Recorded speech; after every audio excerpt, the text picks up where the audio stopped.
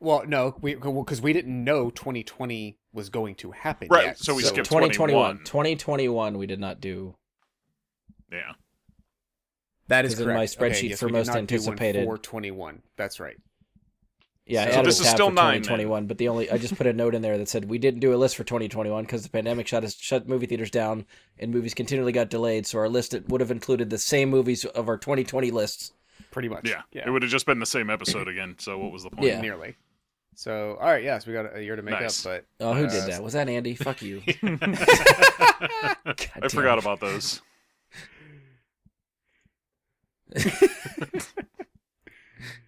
I don't even remember how to do them on here. I don't even remember where to find them. Uh-uh. Oh, no. And he would be wise Oh, there not it to is. tell us. Oh, I found it. Oh, no, All right, yeah. No, don't. No. Just It's one of be those glad things Ian where, is like, not I feel here like- to get reminded. Oh, he found them the last time I think we recorded too. I know he was throwing at me at some point too. It's one of those things. I feel like if it was able to be incorporated in the way we record, like, fine, you guys let a couple of those slip out in the middle of the episode. That could actually be funny. The As long part as it's not like the- 50 of them in a row. the yeah. part that's a nightmare for me is I'm not recording audio out of Discord, which means whenever you guys do them, and if we laugh at them, there's no audio anywhere in what we record that shows what we are laughing about. So the audience is like, why are they laughing right So that would now? mean, we'd all just break into a laughing fit over seemingly nothing. The audience has no idea what we're reacting to, and that would just be very, very lame.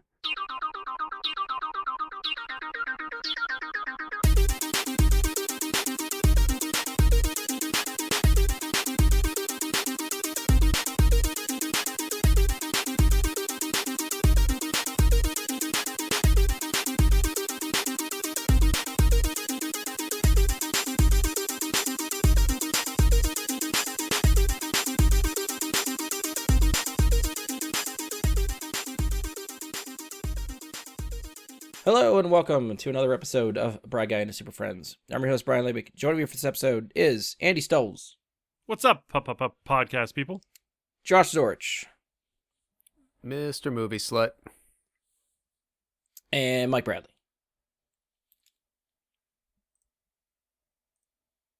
Is this the silent protest again? Is this?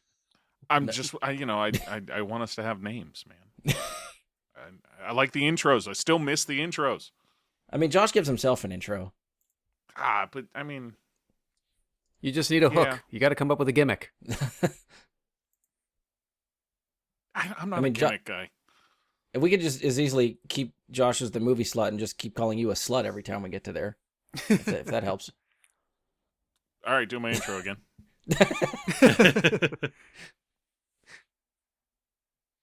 I was actually thinking Oh, about you- trying to go through it again, but all right, real quick.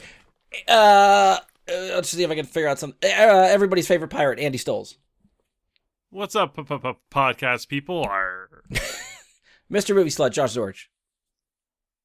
Oh, okay. Well, now I just respond to the nickname of myself that you gave me. But sure, I'm here too. And everyone's favorite slut, Mike Bradley. All right, cool. We're leaving that first part in, right? I mean, Maybe. excellent, excellent. Thank you. I'm glad for an intro, even if it's just as a slut. I'm good. That'll be the one that sticks, watch. I mean, it sounds kind of slut shamey. I'm just saying, like, a little bit. You just gotta own it, that's all. I mean, I'm not ashamed. All right, so up front, a little bit of housekeeping. So as I mentioned last episode, we are nearing our 300th episode. I asked on the last episode if you would like to give us some feedback for favorite moments, favorite topics. You have some listener questions you want to try to give us that we can try to answer as part of the episode. We'll work it in with whatever we're doing. Still tossing around some ideas. Getting feedback from listeners, from you guys, could help shape kind of what we do for the episode. I mean, hell, if I actually thought people would vote on it, I could actually try to put a poll somewhere and with options we've discussed or what we could do. You guys can tell us what you'd like to listen to, what kind of format. But either way, right now it's a work in progress. For now, if you have any memories of the podcast you want to share, favorite moments, favorite topics, if you want to suggest a topic to us, send us some questions, all that stuff I will try to incorporate as much as we can into the episode, whatever we end up doing. So yeah, just a heads up. I'll try to put this in front of all the episodes before we get to 300, which at this point, still might be sometime January, February-ish. This will be, I think, I got to look at my count again. 296. Where are we at? 297. This will be 297. And then we know we have top 10 of 2023 coming, so that'll probably be 298. And then we got something else in there that we'll figure out for 399 or 299, and then 300's coming. So keep an eye out. I'll try to see what we can do. I probably got to get better at posting on social media, like Twitter, Facebook, all that stuff, where we have actual links and pages to see if anybody wants to comment and stuff, and let us know what's going on. But other than that, we're here to do our, one of the favorite episodes that I always like doing, our annual top 10 most anticipated of 2024.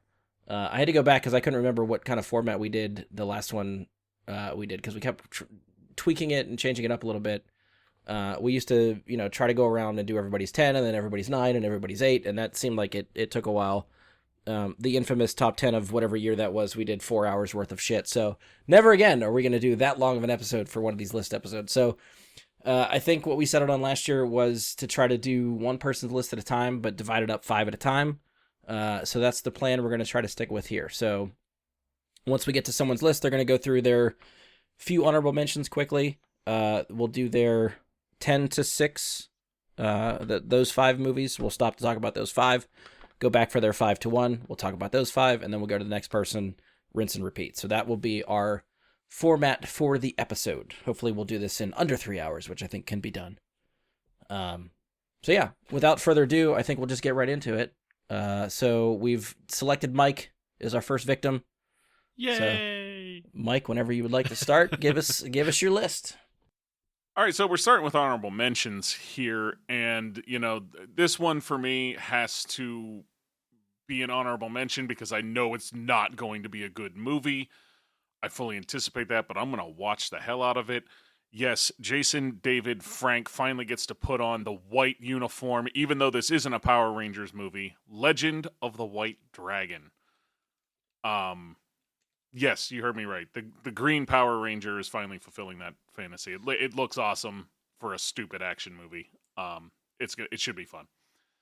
The only other honorable mention that I have for us is Kingdom of the Planet of the Apes for May 24th, 2024.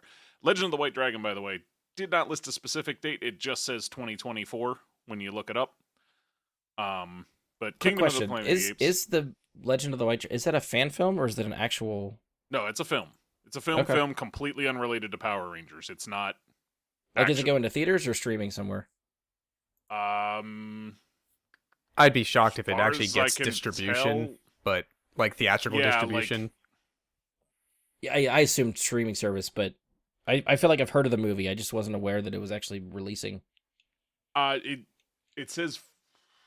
It doesn't say. I haven't seen anything say. It just says 2024. I don't see any. Okay. It looks like it's made by Saban. Okay. Like I could see, but I don't know. I don't see Listen. anything about distribution personally. Okay. Yeah, we'll try to keep an eye on it then. All right. Yeah. Sorry to interrupt. Sorry. Go ahead. No, you're fine. King of the Planet of the Apes, May 24th, 2024 is the date for that. And normally this would be higher for me, but I don't trust it. Most of the crew from that original trilogy are gone from this, so you're not getting Andy Serkis anymore, which I think potentially could be a big detriment, but I'm still willing to give it a shot and hope that it's not just a money grab without, as much care toward the material. Which, anytime the whole crew changes, it feels like maybe the studio's just pushing it, as opposed to it being a creative project by somebody that will have more passion in it. So Yeah. otherwise, it would be higher. I love the Planet of the Apes movies, but no Andy Serkis, no top 10 list. So then I guess I move right into my top we'll go to 10 here. Yeah, 10 to 6. And number 10 for me is Ghostbusters Frozen Empire on March 29th. This normally would be a lot higher. I was not the biggest fan of Afterlife, but I am still a huge Ghostbusters fan, so I'm still there for it. Just my personal hype isn't as high, again, as maybe it usually would be. So we'll have to check that out when the time comes. I know, Brian, you were very high on Afterlife, so I'm sure Spoiler we'll talk alert, about this that. movie definitely makes my list. Number 9 for me is Nosferatu. That's coming out on Christmas Day next year. And in this, you're getting Bill Skarsgård playing Nosferatu, playing what is it, Count? Why am I blanking on the name of the Dracula character? Starts with an O, doesn't it? Orlok. Count Orlok. I had to pull that up real quickly there. Seeing him pull another transformation the way that he did for Pennywise, I'm 100% in on that. Number 8 for me is Alien Romulus. I'm very into the Alien movies, as I've always made clear. Loved Covenant, even though a lot of people didn't. Another entry in the series. Count me in. Number 7, Gladiator 2. Because how could you not be there for this? It's Ridley Scott again. It's, my only concern is I haven't really looked up a whole lot about it, but I don't think Russell Crowe can pull off the outfit anymore. And then my number 6 is Lord of the Rings: War of the Rohirrim. The first time I believe that I've put an animated film. Oh no, Spider-Man has made mine. Yeah, never mind. Yes, Lord of the Rings: War of the Rohirrim. That is December 13th of 2024. And that rounds out the first half there. Again, Lord of the Rings, it's a Lord of the Rings, it's an animated movie, but they have a lot of returning voice cast. And Yeah, so this just came up kind of like internal, like, we were discussing this off air in our group chat, yes. which I was not aware that this thing even existed. Same. So- I thought it was going to be a show. Like, I knew it was happening, but I thought it was going to be like an Amazon Prime animated show. So it's pretty cool that it's going to be a feature-length film. Yeah, I was completely unaware of it until you guys brought it up. Was it Josh or was it Andy? Which one of you two brought it up? Josh brought it up, and then I was like, it's going to be a show. And he's like, are you sure about that? And I'm like, no, because I just looked it up, and you're right. Would anybody, is this a theatrical release or is it streaming somewhere? As I far wanna as I say can it's tell, it's theatrical. theatrical. Yeah. Okay. Um, So, some of the stuff that's later in the year, it's like, that's the stuff that I'm hesitant to put on the list. One, because later in the year typically gets pushed. And two, without seeing a trailer, it's still hard to figure out like how I feel about certain movies. And like, this is one where I feel like I could be excited about, but because I know literally nothing about it and have no idea like what the animation style looks like, Have you seen I didn't look at the voice cast, so I don't really know who's all in it still. the voice cast, you have Miranda Otto returning as Eowyn. Brian Cox is going to be Helm Hammerhand. Okay. The whole story, or at least the synopsis they gave, the little blurb is basically the founding of Helm's Deep, how it was, Okay. like how that all came to be. And then other than that, you've got Sean Dooley, Luke Pasqualino, Janine Duvitsky, and I mean, if we're getting actors that have portrayed in the Lord of the Rings, like Peter Jackson's movies, is this meant to somehow tie to that, or well, just it is using the lore? Again, it is, yeah, because you're talking a very long time ago, so there's not going to be as much cast. Elves, you know what I mean? That will be Yeah. around, but pretty much any human, dwarf, anything like they would be not born yet by hundreds. Yeah, of I guess years. it just for me, it's like one of the things where it's like, is the returning actors meant to signify prequel, or is it just like fan service? Like, hey, remember when they were them in the movie? Hey, let's just give them the role in the animation too. So that doesn't make sense that Miranda Otto's in it, because she's certainly a human in that. yeah. So that is my weird. guess with that is she's going to be the tie between the two. She'll start off. She'll be almost your narrator in a way. And Like she's telling a story to some of the. yes, youngins or something. Something like that, yeah. Very well could be. And this is, but yeah, from what Mike said, Go like, ahead.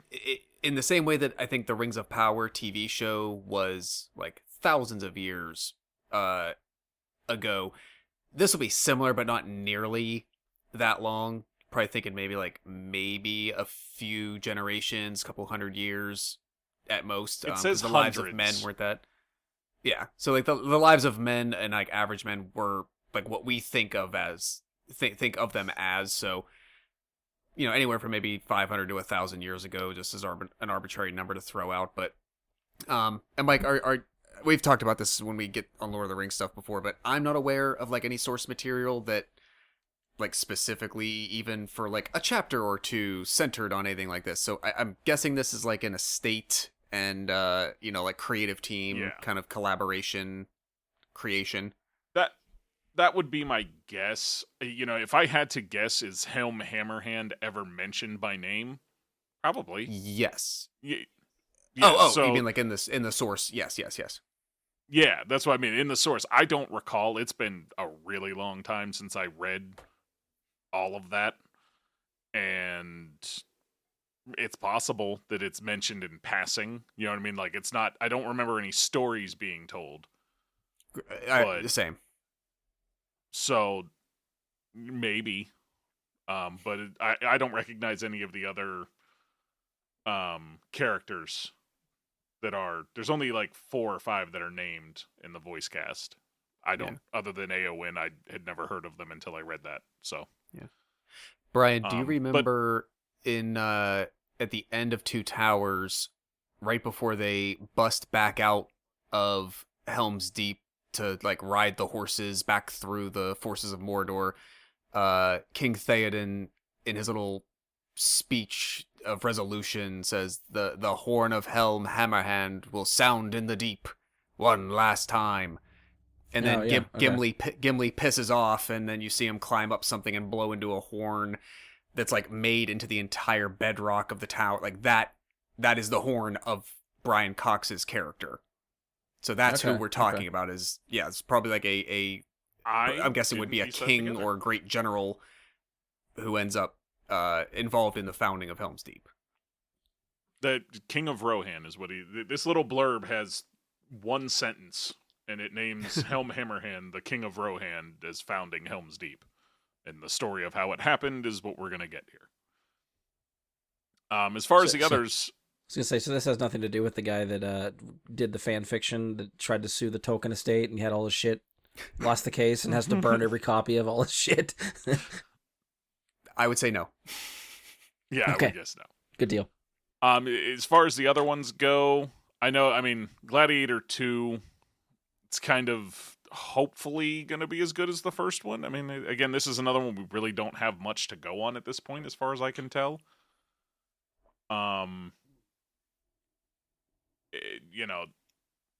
The cast that's listed that I see there, looks like Denzel Washington, Pedro Pascal are going to be our leads for this one. Wow. Pretty awesome to have that put together. And I guess the other one that honestly I wasn't aware of until I was looking up stuff for the list was Alien Romulus. This is going to be done by Feed Alvarez and starring Kaylee Spaney, which the only movie that I know her from is the second Pacific Rim movie. She plays Yeah. like the lead actress in that. Like, I don't follow a lot of the Alien stuff, but is this a sequel, prequel, reboot? Like, where does this fit and everything? Because I know they've been trying to get an Alien movie off the ground for a while. Like, I thought, Josh, wasn't Blomkamp trying to do the director from District Yeah. 9 trying to do something Alien related for a while? Yeah, and I don't know if his was ever meant to be. I forget if by this point his was meant to be between when Prometheus and Mike, what was the I most thought he was recent? supposed to have Covenant. Ripley. Like, I thought Sigourney Weaver was supposed to come back for his. It may have been, and then I think they eventually ended up moving forward. Like oh my god, I'm blanking on the creator. Mike, the creator of Alien. Ridley Scott. Yeah, Ridley Scott, Scott. thank you. And- I'm like, we just talked about him. But Yeah, that's why I was confused. think- We're forgetting. I think Blomkamp's initially kind of got pushed back because Ridley Scott wanted to come back and start like a prequel trilogy, and then he did Prometheus, and I don't even remember if he did Covenant, but then he kind of walked away from it. So I don't know where anything really falls right now. Mike, do you know where this goes in any timeline? As far as I could tell, they have been very tight-lipped about that kind of information so far. I can find one detail that they list for it. It says, young people from a distant world must face the most terrifying life form of the universe. So, To me, that sounds like reboot. which would be interesting. It's got nothing to go on. An interesting take, but yeah, like there's really not much there. But it's saying young people from a distant world. That to me says they're not of Earth. So we may be dealing with a different race of humans, perhaps tied to, like, what were they, the progenitors or whatever in Prometheus? Yeah, it could, because that was one of my favorite maybe like aspects a diverging to Prometheus. Yeah, it was that sort of idea that our DNA came from elsewhere. Like we are an alien in and of ourselves, really. Well, yeah, and wasn't there some meaning to tying like our DNA was also tied to the xenomorphs, and that like the progenitors that they meet were almost like a progenitor to both races, like both species, Sort of, yeah. in some way. So I thought so too. yeah, a very interesting take. So I don't know what this is going to be yet, but Okay. it's an Alien movie, and I am always excited for Alien. And I guess, Josh, you're probably the most excited for Nosferatu out of everybody else here. Although, Andy, you might be too. I know Brian is not excited for Nosferatu. That's about Yeah, that didn't make my list. Did I see some screenshot or like a little clip of Willem Dafoe as a crazy vampire hunter for Nosferatu? that. Looks Very well to be could've. correct. Yes. Okay, yeah. Yes. Willem I Dafoe mean- is in the movie as Willem Dafoe A is character. awesome. So well, and I mean, he also played this role himself before in he Shadow did? of the Vampire. okay, He played. He actually played Max Schreck, if I recall correctly. He was playing the actor who played Count Orlok. That was the story. Like Shadow of the Vampire was the story of the production of the original film Nosferatu. So he wasn't actually playing the character in the film. He was playing the actor who played the character in the movie. When he did it. So it's cool to have him around for it this time. For sure. And other Nicholas Hoult is going to be in this, and Lily Rose Depp, and Aaron Taylor Johnson as well, as far as names you would immediately recognize. And Ralph Aaron Ineson. Taylor- Aaron Taylor Johnson, isn't that Kick-Ass? Yes. Craven that the is Hunter. Kick-Ass. Or Quicksilver. Oh yeah. I mean, I'm disappointed Ghostbusters is number 10. I'm glad it made your list, but I was hoping it Well- would be higher. I mean, for me, it's like I said, with Afterlife, I wasn't as thrilled with Afterlife. So we'll see how this one goes. Because this was a movie that made my anticipated for last year. It was supposed to be out this month, and it got pushed to March. I think we'll all have same. one more movie that also was supposed to release this year that we talked about last time too. I'm sure. Probably, yeah. Which, since we're nearing the conclusion here, should I just move on? Or anybody want to? The only thing I want to double check with you is I don't think I heard release dates for Alien and Gladiator 2, if you could give me those. Alien is August 16th. Gladiator 2 is November 22nd. So that's Okay, going to be a thank you. Thanksgiving movie. Okay, so I'll Okay, move on then, yeah, to we're good for next 5. Yep. my top 5. Number 5, Godzilla X Kong. Oh, I yeah. don't think I need to give many reasons for that. Number 4 is Furiosa, which any other year might be a lot higher. And the movie we just referred to is number 3. That is Dune Part 2. If we hadn't already had this, I think is my number 1 last year. It might be higher, but delays kind of kill the hype a bit. It was your number 2 last year. It was my number 2. Okay. Coming in at number 2 is the sequel of all sequels. It's finally happening. Yes, Beetlejuice 2 is a thing. It's here. It's happening. Can't fucking wait. We'll talk more in a moment. And number 1, obviously, is Deadpool 3. Deadpool enters the MCU. Can't go wrong. Release dates, Brian. I'm sorry, I didn't hit you on those. Yeah, I need release dates for all this. Godzilla is April 12th. Furiosa is May 24th. Dune 2, March 1st. Beetlejuice 2, September 6th. And Deadpool 3, July 26th. So, yeah. Where to even begin, man? That's a solid top 5. Yeah, I mean, we can just touch on Godzilla X Kong. One, I hate the title. I hate that they're doing, like, the collab title thing. Ugh. Plus, I think Empire is this like subtitle for movies now. Ghostbusters, Frozen Empire, Godzilla X Kong, The New Empire. Oh, is it? Does it have a subtitle like that? I didn't realize that. Yeah, it's called The New Empire, yep. Oh, God. Okay. But here's the thing. It makes my number 5. It's Godzilla X Kong. I can't wait for any Godzilla movie. And, you know, just having seen Godzilla -1 probably has me more hyped for this than I might have otherwise been. But, yeah, I really am looking forward to it. Andy, I know you saw Godzilla -1. So I can tell you seem hyped for this, too. Yeah, So- actually, spoiler, it makes my list. Yeah, for sure. I'm not going to spoil where, though. Okay, Wow. that's fair. That's fair. And I'm gonna say Furiosa, higher. I'm gonna guess higher on Andy's list. for me, Furiosa looks amazing. I really feel like, honestly, the top 4 on my list all could have been number 1, but I do have to put them in an order. If you guys remember, you know, Mad Max Fury Road was my top movie of the last decade. That movie knocked my block off. Like, I did not expect that movie to be as awesome as it was. Exactly. Visually, without the story, it was fantastic. Like the sandstorms and yeah. I just- mean, yeah, they nailed every part of that, and you know, this getting to see her origin, it's gonna be a wild ride. Let's say. I think that's a fun way to say it. I'm sure they'll not use anything like that. I don't know. She's a really like hot actress right now too, so I think that was probably a pretty good casting pick.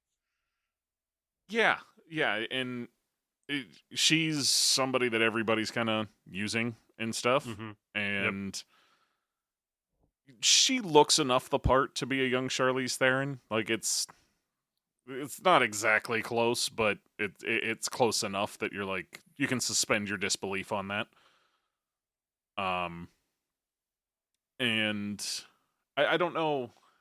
What I wanted to look at, actually, when I was talking about this is who else is in the cast, because I personally held back on that for a moment. So it looks like Chris Hemsworth is going to be the co-lead.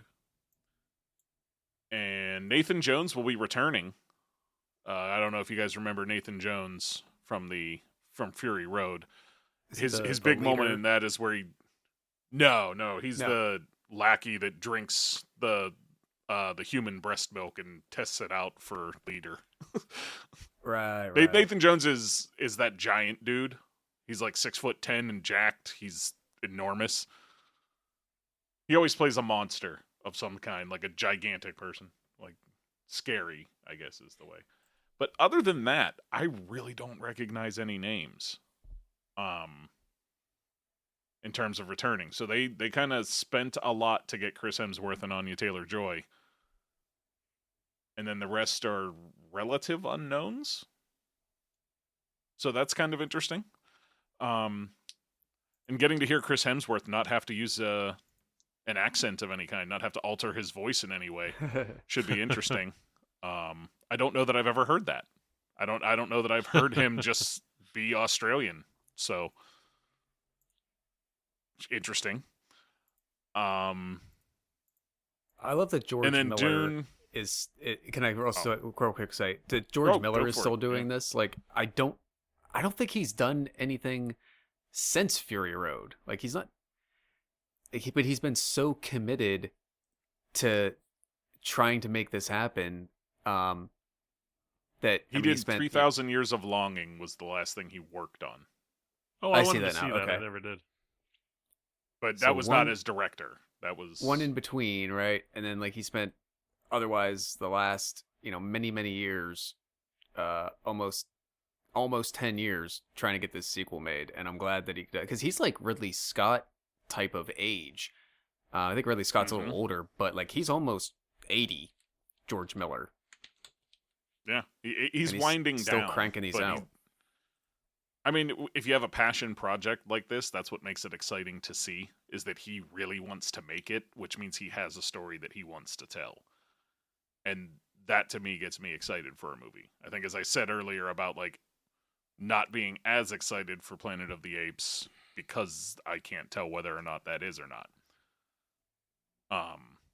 And I was going to be like Doom Part 2, I feel like we said as much as we need to say about in last year's show. I'm still just as excited for it. It's going to be awesome, of course. Yeah, can't We wait have to see more- it. We have more images and some trailers to lean on now, though. which I haven't seen. Yeah, I have avoided them. I don't need to see them to know I'm going to go watch this movie. Like, I did not watch the trailer, but I looked at all like each character has their own like little movie poster thing that I sort of looked at, which was pretty cool.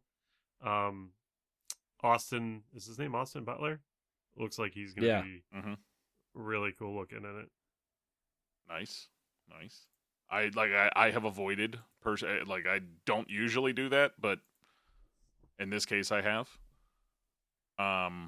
One I've not avoided information on because I cannot help myself though is Beetlejuice 2. And my goodness. I don't know. Like this was something that I was not anticipating to ever happen. Like I had heard rumblings and talking about it and stuff, and I was like, they're not actually gonna do that. And if they do, I fully anticipated them to screw it up. And then I finally see information about it and see the cast, then I'm like, oh, well, Is it Burton? yes. Yeah. Yeah. Thank God. Yeah, it's Tim Burton doing it. Michael Keaton's back. Catherine O'Hara's back. Winona Ryder's back. Gina Davis and Alec Baldwin? No, but I don't think it'll apply to them. And then we get Jenna Ortega, who was the new lead for Scream and was Wednesday in the Addams Family thing on Netflix. And Willem Dafoe in untitled role that he's going to be there. So, yeah, the cast looks amazing. Monica Bellucci as well, I'm seeing now. Okay. So, yeah, I mean, the original Beetlejuice it's just one of my favorite all-time films. So having a sequel to it so long. I mean, how many years is this? When was the first Beetlejuice? I didn't look that up. I'm looking at 88, I'm guessing. That would maybe my guess. Yeah, you're correct. Let's see, 1988. Yeah. So that's 36 years. Yeah, That's a long time between movies.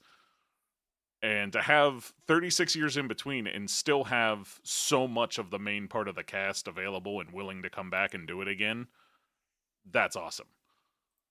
I don't know. I'll leave it to you guys for some thoughts you may have on this, because I'm sure you guys want to know or say things. I remember even before people really paid attention to things. I feel like I heard, in like late high school, like early 2000s, stories about this sequel that had been wanting to get made for a long time. That was the idea of it was always like Beetlejuice goes tropical. That was all I ever heard. And I heard that rumor for years, that somehow the idea would be he's, I don't know, like on a beach setting somewhere, like a Caribbean type of setting. I don't know what the hell it was supposed to be, but that's all I heard for like 20 years of any rumored Beetlejuice sequel. And whatever this ends up being, I'm hoping I'm hoping this could fall on its face hard, but I'm really hoping that it doesn't.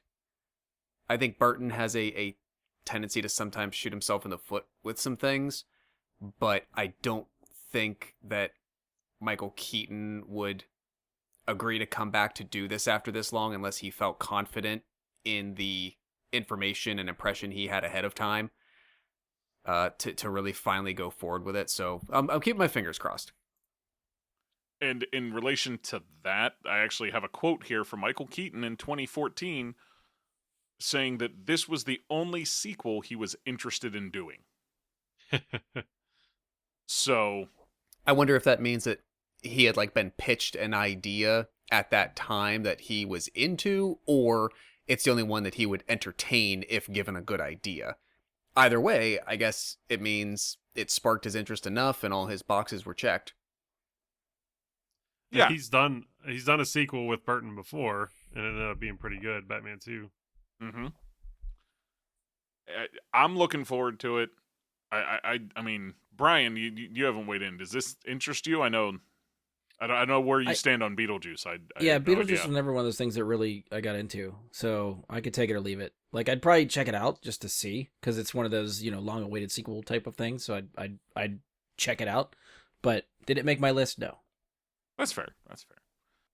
I feel like what Josh's point, like I feel like a Beetlejuice 2 movie, like he said, for 20 years has been like an internet hoax. Yeah. Like, you're like, oh, you like read a headline, Beetlejuice 2, and then you read the thing and you're like, fuck, clickbait, damn it, this sucks, like. Yeah. But now that we actually have like legitimate sources that it's happening, I think it's cool to not get the wool pulled over my eyes yet so again. If I'm like foreshadowing my list, there's actually 2 movies on my list that are sequels to movies that I probably either never thought were going to happen or were just like one of those. Like, neither one of these that are on my list I expect to be really, really good, but it's just one of those movies that the first one was, or, there's one from 20, 30 years ago that I really liked. So Gladiator we'll see what 2. happens with this one. And then, just Deadpool 3. One, stay away from spoilers on this. There are so many of them out there right now. Yes. I have been warned myself and managed to avoid them because I got warned, but there's so many that are... So much so that they did the whole, like, internet PSA of, like, the official account, like, put up a picture, please do not spoil this for other people. There's a lot of stuff floating around the internet, from people that want to just are really excited and want to take pictures of stuff and put it online, but please stop doing that. Yeah. I feel like they're almost leaning into it though, and Ryan Reynolds is like actively putting spoilers that aren't true out there. Yeah, his marketing team always does really good spins on stuff. So I think it's cool because some of the spoilers that I've not seen but read, I'm like, there's no possible way that's a thing. So, but it is Deadpool, so yeah, it could be, it's Deadpool. You never know. It'd be great if they released a legitimate fake trailer. Oh my God, yes. Yeah, and at the end of it, I feel like that basically would be... said like, okay, we're gonna muddy the waters enough so that for all the people who are trying to really ruin this for people, you're not gonna know what it is till you get here. Right. Just have Deadpool turn and point at the screen and say, "Fuck you, people. Some of this is happening. Some of it isn't. Maybe all of it's happening. None of it's happening. Either way, shut the fuck up about it," or just something like that, like pointing at the screen and yelling at people for being jackasses and spoiling stuff. So that would be fun. I'm all on board. Give it a Red Band trailer where he curses out everybody. And that would because with that idea, like having a trailer that specifically shows you stuff that's not in the movie on purpose because it's meant to try to fuck with you is like the one cardinal sin of movie trailers that I fucking hate. But if Deadpool does it, right, I'll be like, oh, it's fucking Deadpool. I totally dig this now. It like nails it right on the head, right? Yeah. Yeah. But that's one of the reasons why I never one, to avoid spoilers, but two, for trailers that have done that before, where you see a scene and it's such an iconic scene for a trailer that for whatever reason it sticks in my head, you got to see the movie and then you're sort of just waiting for that scene to pop up and it never happens. And then you realize, oh, they cut it from the movie, but they used it for the trailer. Like, Yep. Oh. That Rogue is One, the frustrating. fucking trailer for Rogue One had 3 or 4 awesome fucking shots in the Her trailer standing there that are facing cut down from the the TIE movie. fighter. That and walking under the AT-ATs on the beach, Yep. getting shot at. Not in the movie. Like, Special features DVD. No, I think what happened is the third act of the movie was written in the third hour, and they had already shot and finished stuff, Mhm. and then completely rewrote the end of the movie. So the story changed. That's my conspiracy theory of it all, because the production of the behind the scenes of that production was a mess. But that's a story for another time. All right, Mike. Anything else? Last thoughts for your list?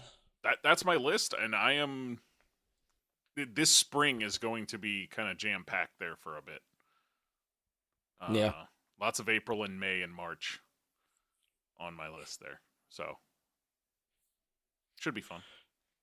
All right, we'll roll over to Josh start with your couple honorable mentions. Yes. All right. Brian, I don't know if this is the one you were just talking about or alluding to, but my first honorable mention that I think we have confidence it will be released in 2024, but there's no official release date that I've seen announced yet anywhere, is a direct to Netflix sequel continuation. It is Axel Foley, Beverly Hills Cop 4. That is one of the ones I was referring to. Yes, and all the trailer says is summer 2024. Yeah. A couple of years ago, I think for 2020 maybe, before that, imploded. I think one of my most anticipated around that time, like really high on my list, was Coming to America 2. Because 1980s Eddie Murphy films are just freaking golden. They are really hilarious. If they're comedy, they are the hardest comedy. If they're action, they're really good action, and still it's got drama and his brand of humor injected into it, but it still makes it like an action drama. The first Beverly Hills Cop, not as much the sequels, but the first one especially lives in that bubble for me. So I'm really looking forward to this one. I'll move on quickly to my next one. This might surprise some people, but it is actually, I guess it's going to be at least in 2 parts. My first is the first half of Wicked. Oh, okay. A finally to the screen adaptation of the novel of the same name that has been a stage musical for got to be close to 20 years now. Coming to screens finally. I don't know why it took them this long, but it comes out in November. November 27th. It says Wicked Part 1. I think it's just a good story, and I've seen the play a couple of times. It's just good, and so as a film, it just lends itself to cinematic ideas and quality so much that it'd be hard for them to mess this up, but we shall see. Right before that, on November 15th, my last honorable mention, I just found this today, is called Red One. Yeah. And I think that is a call sign. Like Rogue One. And like, Gold Leader. It's just Red remembered what this is, yes. One. It stars, it looks like J.K. Simmons as Santa Claus. Joined in the cast by The Rock, Chris Evans, and Kiernan Shipka, who was Sabrina, Teenage Witch, and who was also in Totally Killer earlier this year that Mike and I liked so much. Additionally, Lucy Liu and Bonnie Hunt, Nick Kroll. There's no plot listed. It literally says plot under wraps from what I was looking at. I see what they did there. I'm gonna put whatever. Oh, yeah. I'm gonna put in my head whatever I think this is about, and just based on the couple of images that are apparently out there, I can't see how this isn't gonna be fun. It's either gonna be rated R and over the top and ridiculously amazing, or it's gonna be like PG-13 and like just a really good like action take on Santa or something vis-a-vis like Air Force One or something. I don't know, but I'm here for it. See, the vibe So- I got from the still that I'd seen, which is like the Rock in like military garb, like camo, saying like Yeah. like Christmas camo, I think. And then Chris Evans is just like kind of in a jacket. I got Arthur Christmas vibes from it, whether that's going down the Mm. right path or not. But all I can see is fucking Hugh Laurie's Steve in his like military getup for that movie. I gotcha. Yeah. Yeah. I don't know. Yeah, this when should have it's made my gonna come list. out, but I'm- this is November 15th. I completely forgot about this one. I have, I have a lot that I picked because I figured there's a lot that other people would talk about and hit on, so we'd actually get to discuss them. But we'd have a bit more of a variety to grab from and discuss. So wanted to throw that one in. Yeah. Any other comments on that, or I'll break into 10. Beverly Hills Cop is on my list, but I I'll I talk forgot maybe a that little was bit more coming about that out, when we get and, there. and I Sure. didn't write it down because it wasn't on the list that I was looking at for upcoming movies. But I am excited. Yeah, about it. I almost missed it. I've been seeing the promos the last couple of weeks, but since it doesn't have an official release date, a lot of the stuff I was looking at that was organized by release date didn't have it. So I, like, last minute remembered to throw it on. I literally, like, the trailer came out, I don't know, a couple weeks ago, and I watched their trailer a couple times because I was really excited about it, and I was immediately like, this has to make my list. And same with you guys. Was looking at different lists of stuff coming out this year. It wasn't there. I looked over it about an hour before we got online. I was like, fuck! I need to put Beverly Hills Cop on my list. And it threw my whole list into whack, but I made it work. Well, it didn't get lost. That's the important part. Yes, somebody covered it, so we're good. Yes. All right. All right, Josh, you're number hitting the 10. top 10. Yes. My top 10 coming on February the 2nd is Argyle. This is Okay. Matthew Vaughn's next movie with a great cast. We'll get into a little bit more later, and it just looks fun as hell. I didn't know anything about it until about 3 weeks ago. Saw a trailer, and it looks like tons of fun. So Argyle coming February 2nd. A good way to spend... It's Groundhog's Day, isn't it? Mm-hmm. Yes? Yeah, Good way to February spend 2nd it. is Groundhog Day. All right, so this is... I'm going to make sure that we're talking about the same one. So I always like to make sure I have some kind of horror representation in my lists. And, Mike mentioned Nosferatu. I'm glad he did, because I dropped that one off to put this one into the discussion. And we need to make a distinction here. My number 9 is a movie called Imaginary. This is not, I repeat, this is not IF, Imaginary Friends, which is the very lovable John Krasinski, Ryan Reynolds looking movie that comes out about 2 months later. Imaginary is kind of like Ted or Drop Dead Fred goes sadistic. Meets seems Child's real- Play. Kind of, yeah. It seems similar in the way of IF, Imaginary Friends, in that, like, what if I was older and those things from my youth turned out to be real, only shit goes dark. That's what Imaginary looks to be about, and I just like that spin on it. I actually heard about this several weeks before I knew anything about the Krasinski Ryan Reynolds movie, so I wanted to include this. That is on March the 8th. You guys might be sad at me for it being this low, but at least it's on my birthday, March 1st. Dune Part 2 is my number 8. Wow. I liked the first one. I don't think I had the affinity for it that definitely Ian does, and that I think coming out of the experience of the first one, that it hit you guys in the way that it did. I enjoyed it. I thought it was a good sci-fi movie, because we haven't had a really, really, really good sci-fi movie in quite a while. But, I mean, hey, it made the list. It got number 8. But, yeah, it just wasn't like I'm, like, waiting on bated breath for it. I figured, it would be coming at some point, and when it did, I'd be there for it. So, there Was we it go. on his last Moving year's on. list? I was just going to look at that to see if it made his list last year. It was 7 for him last Okay. year. Well, Wow. there's a few things that are now coming out this year that didn't exist last year, so that's why I Right, bumped right. down one. Number 7 for me is, and Mike and I talked about this on the most recent horror jamboree wrap up, is a prequel of sorts to A Quiet Place. This is called A Quiet Place Day 1.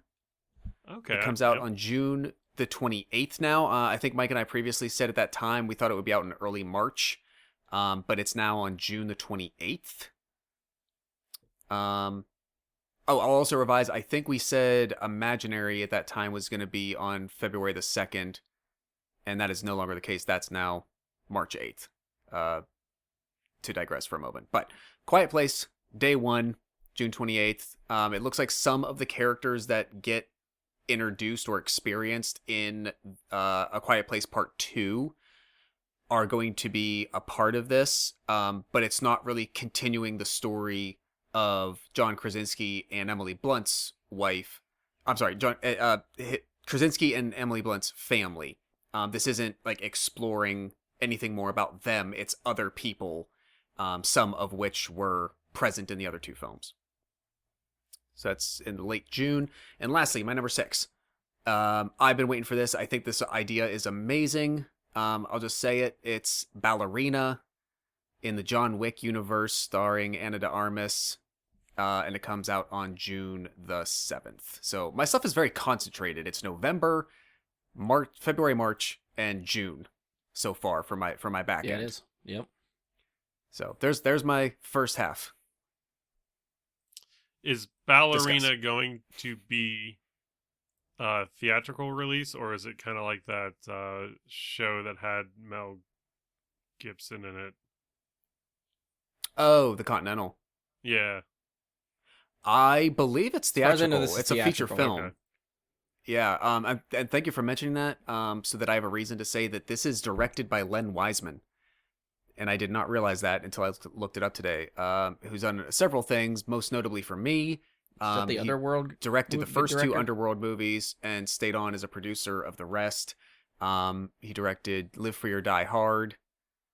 Nice. Nice. Which I think is actually a pretty solid one in that series. That's I the do like last that one. of the solid ones. I That's never one saw Justin the Long I think was it's in, I right? think it's the best in the series, actually. Justin personally. Long and Timothy Oliphant. Yeah. Yeah. If you can get your hands on the unrated cut, much better than the theatrical. Mhm. Oh yeah. Okay. Oh, I did not know that. Mm-hmm. Yeah, there's more John McClane-esque lines in the unrated than there is in the PG-13 theatrical cut. Okay.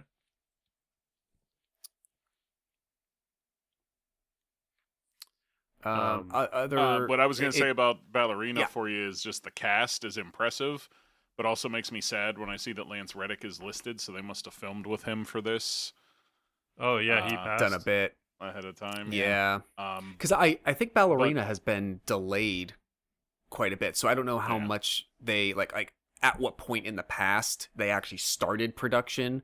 Then they like whether they had to shut down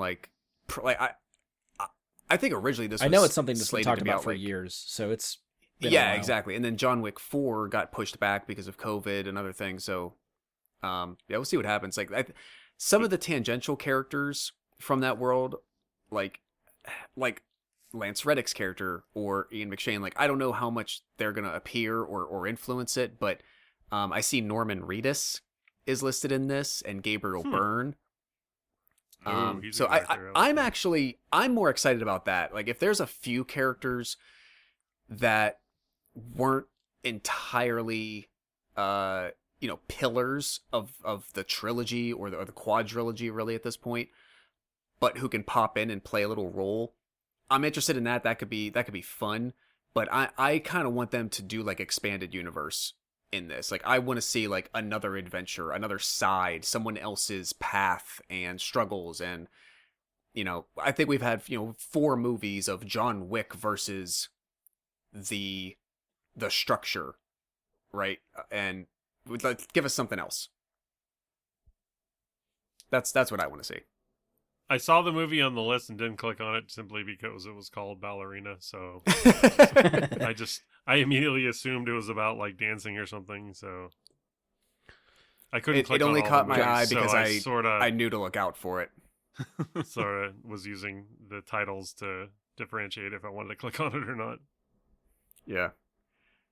I'll skip back to Argyle for a quick second, just to throw out more of the cast for people. Like I said, this is Matthew Vaughn's new film, who did X-Men First Class, and we mentioned Kick-Ass earlier. He did the first Kick-Ass film.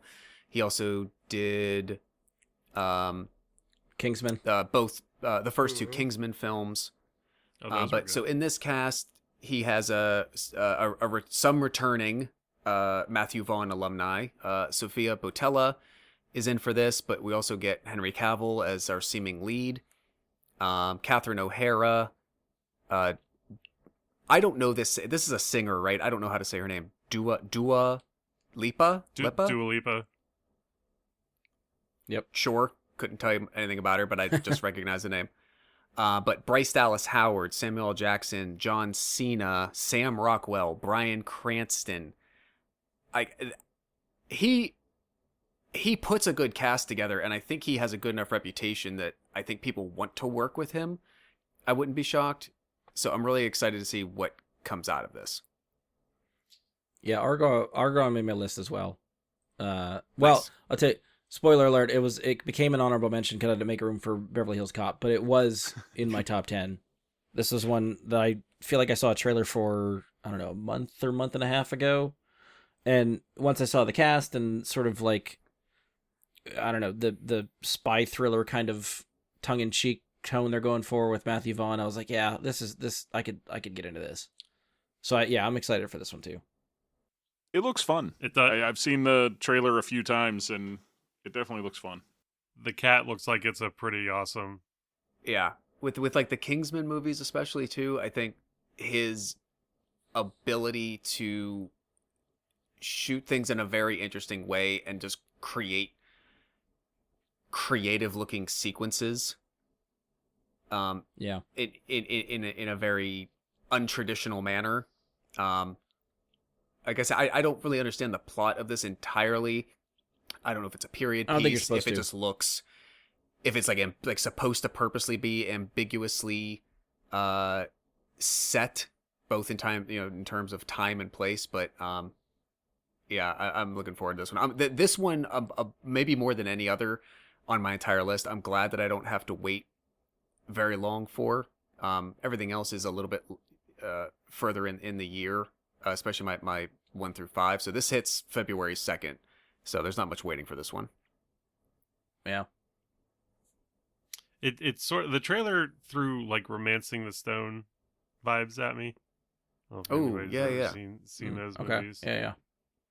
Just aging ourselves And- there, but that's perfectly fine. If Yeah, no, which are both that and the sequel are fun watches. So I think with Sam Rockwell and Henry Cavill, you can't really go wrong.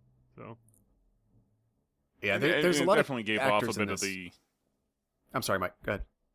I was just saying, gave off a bit of the Kingsman vibes, and like you were saying about how he shoots things, and that sequence at the end of the first Kingsman film is still one of my favorite in the last however many years. is that the church scene? No, the fireworks with people's heads exploding. Um, I love that so much. It was just hilarious and goofy and so much fun. And the way it was shot was it was pretty too, and unexpectedly. So it worked. Yeah, there's a lot of actors and actresses in this. That I haven't seen together, I think, in anything else. I'm curious to see like what kind of character they're playing and how as actors they bring their chemistry together. I think they could play off really fun. Anything else for the bottom half? Or we'll go on to your 5 to 1. Let's do it. Yep, we're done with the bottom. Let's work All our right. way to the top. All right, All 5 right. to 1. Let's roll. So we've already talked about this a little bit, but my number 5 actually is Kingdom of the Planet of the Apes. This like more modern reboot trilogy, I wouldn't say like I'm not obsessed with it, and it hasn't. I think it just captured my imagination. It's every couple of years. Now that we have, the whole trilogy's been out for several years. Maybe like every 3 years now, I'll go back and watch them again. I just think it's compelling. I think it's good. To your point earlier that like Matt Reeves is not doing this one. He did 2 and 3. It's not Caesar's story anymore, so you have to become invested in somebody else's tale. There's some trepidation there potentially, but I don't know. I think the idea I'm in a point right now where I'm attracted to the possibility of new beginnings and unknowns in a way. So I kind of like that idea appeals to me, and I'm attracted to it.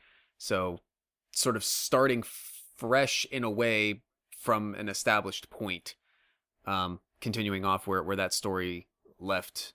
I mean, it looks like in the timeline, like a good bit of time has passed between the end of War of the Planet of the Apes and this one, but I don't know. Not to I hold think us it's up good. too much, Josh. Have you seen like the OG original Apes movies? I did years ago. I think I watched them in my 20s.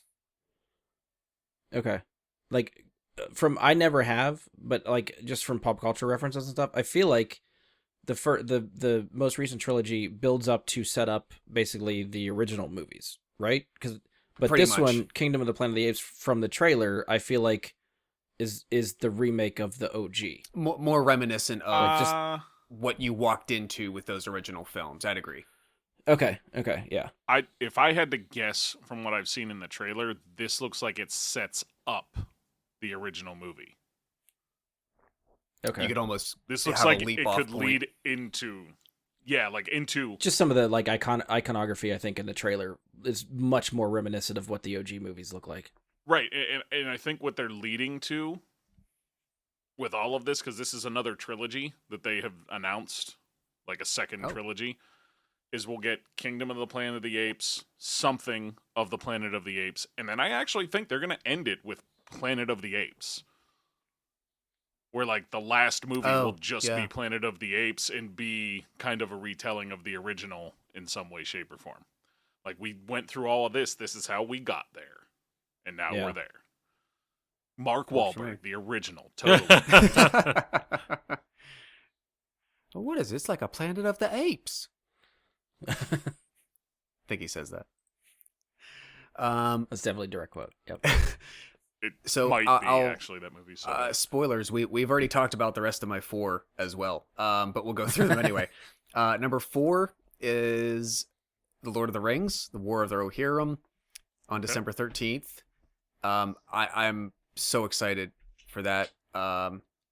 Just a real big geek on those things.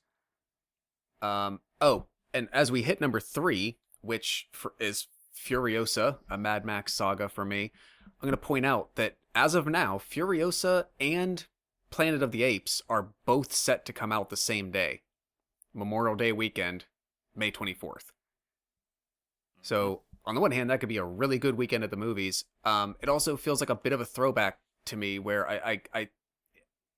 it feels a little bit more like when we were growing up. Where even like, the last 10 years, 15 years, it feels like studios have gotten so careful about competition that people move release dates and they don't want this and that because everything's about that opening weekend.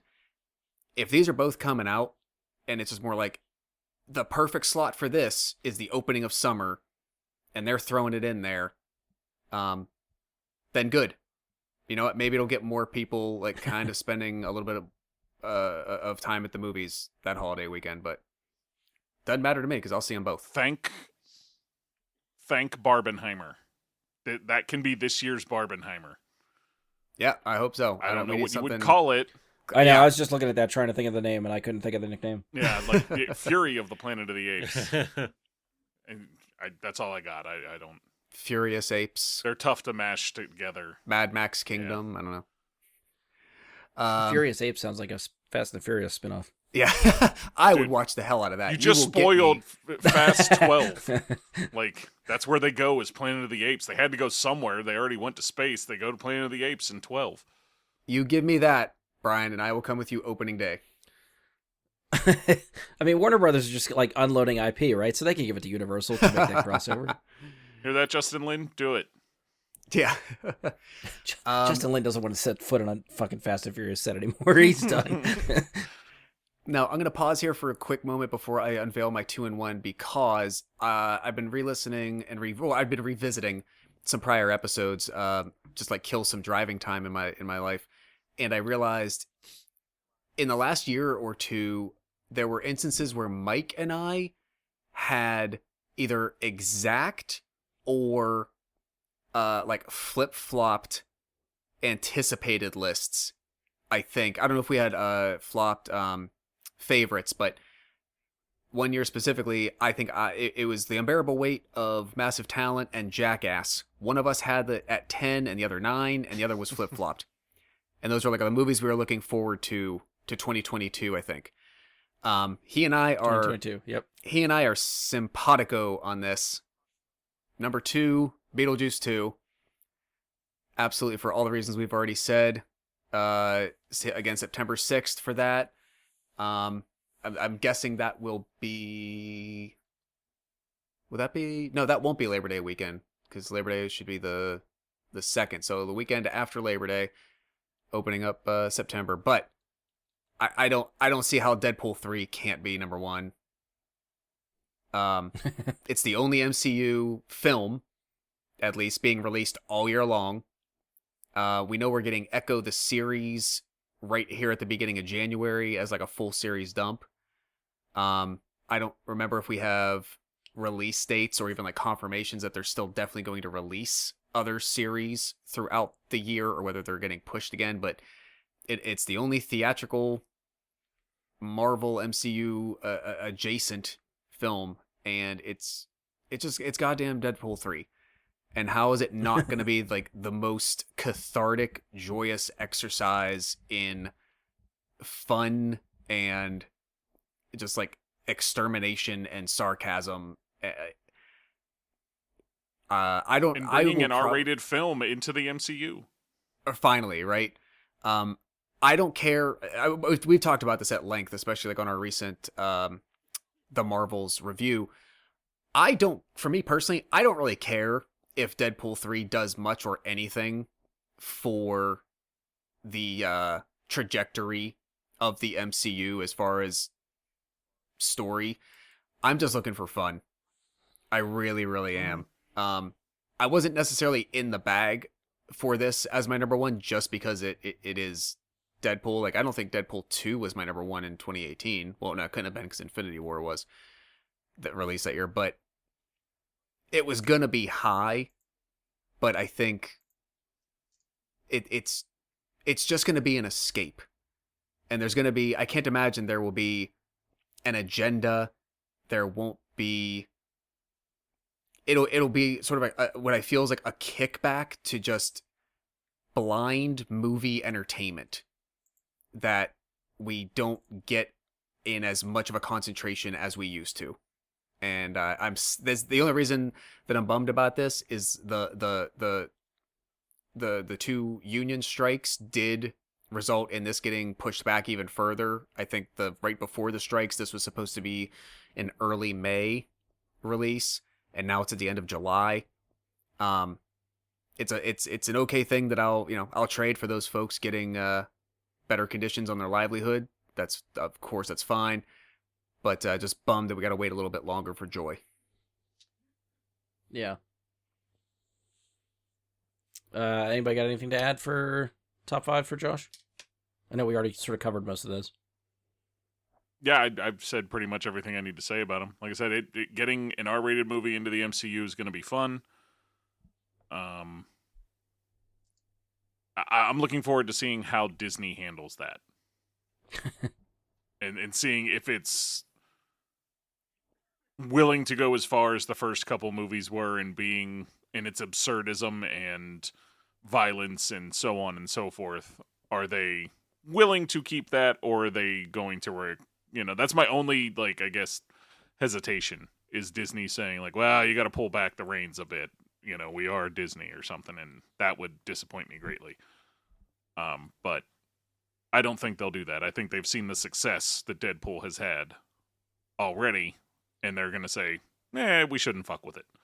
Yeah, this is one of those times when Disney just has to surrender. They like money, and just kind of let it happen. Yeah, they will make a shit ton more if they just let it go. They really will. And if they allow it to almost be self-referential in the way that it's so good at being, in that exact way, to almost draw attention to it. Like there's no way that they don't completely at face value bring up the Disney-ish of it all. Like they're gonna do that. If there's not a joke in there that they let it be rated R because they like money, I mean that's a missed opportunity. Not only that, but the fact that they will definitely rag on Disney in some way. Yeah, like it's got to be there, and so if they allow themselves to just acknowledge it, let it be the butt of the joke, move on. If they try to pull back in any way, fans will be disappointed, and I guarantee, like, the more that they just let it off the leash, word of mouth will only be positive for it. It'll only be beneficial. Yeah, I mean, and there's the easy joke of, like, can you guys just buy DC so I can kill Batman? That kind of thing. Like, just throw that around would some actually more be a money. funny joke. Is if, like, given what I think the plot is going to be about, if there is, like, some parody or satire attempt to go after a DC, like a Superman, a Batman, an Aquaman, a something, but it's not quite that, and they have to, like, stop the joke before it's completed so that they can acknowledge, oh no shit, that one's not ours yet. Well, I mean, he's already made fun of himself as Green Lantern. I mean, true, but indirectly, they've had they to showed toe the line. action figure, I think. But yeah, I mean, there's a line. Did they do it in the second one? I know that he's holding the Deadpool from X-Men Origins. Script. And The he script, yes. He has the Green Lantern script, Yeah. right? That's right. Yeah, it's the script. Yeah. That's the action figures, the Wolverine Origins one. Right. But yeah, they just have my fun piece. with it. And Anything to add? We good? Yeah, it was a good list. What was your number 5 again? Kingdom of the Planet of the Apes. King of the Planet of the Apes. Okay. Yeah, at the end of it, I'll run through everybody's list again because I know people listening are not writing this down as we're going like I am. So we'll run through it all at the end too. those of us recording, other than Brian, aren't writing it down either. Yeah. No, yeah. I'm just trying to base it solely on memory. I barely wrote my own down. All right, Andy. I guess that means you're up. Okay. Let's start with your honorable mentions. So I'm going to start out by saying that I did not double check the dates of the list that I saw. So Okay. the fact that some of the movies that I have listed didn't show up in Josh or Mike's list makes me think that they got pushed back later than Uh-oh. I'm thinking that they're supposed to come out. Okay. So, Well, we can try to fact check it as we're going here. Yeah, yeah, I'll run it so for you. I might have to pivot a couple of times if their Pivot? movies are not. To be coming fair, out. I also. Anyways, my I also skipped over many that I saw if it just said like post-production or 2024 generically, but I wasn't sure about a specific date. So maybe that's a lot of what you saw is they are expected to be this year, but they don't have firm dates yet. yeah. I have 3 honorable mentions. All 3 had movies previously, so they're honorable mentions because I'm hoping that they don't get the Independence Day 2 treatment. That movie.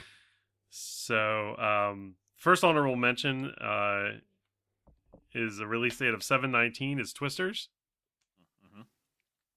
which I have a feeling could be either really awesome or not quite so. Spoiler alert, that's the second movie I was talking about that fits in the Beverly Hills Cop stuff for me. On 11/22, Gladiator 2 is my other honorable mention because I don't know the span that both movies have taken, like since both movies have taken place leaves me a little hesitant to put it on the actual list. And Nosferatu as an honorable mention. That one I don't have any hesitation with. It just didn't make it into my top 10, unfortunately, and that's on 12/25. Okay. I think I saw Twisters as well. I thought about mentioning it. The cast looks pretty interesting. I think Sabrina shows up again in there. And did you know, Twisters is is one of this those. since it's called sorry.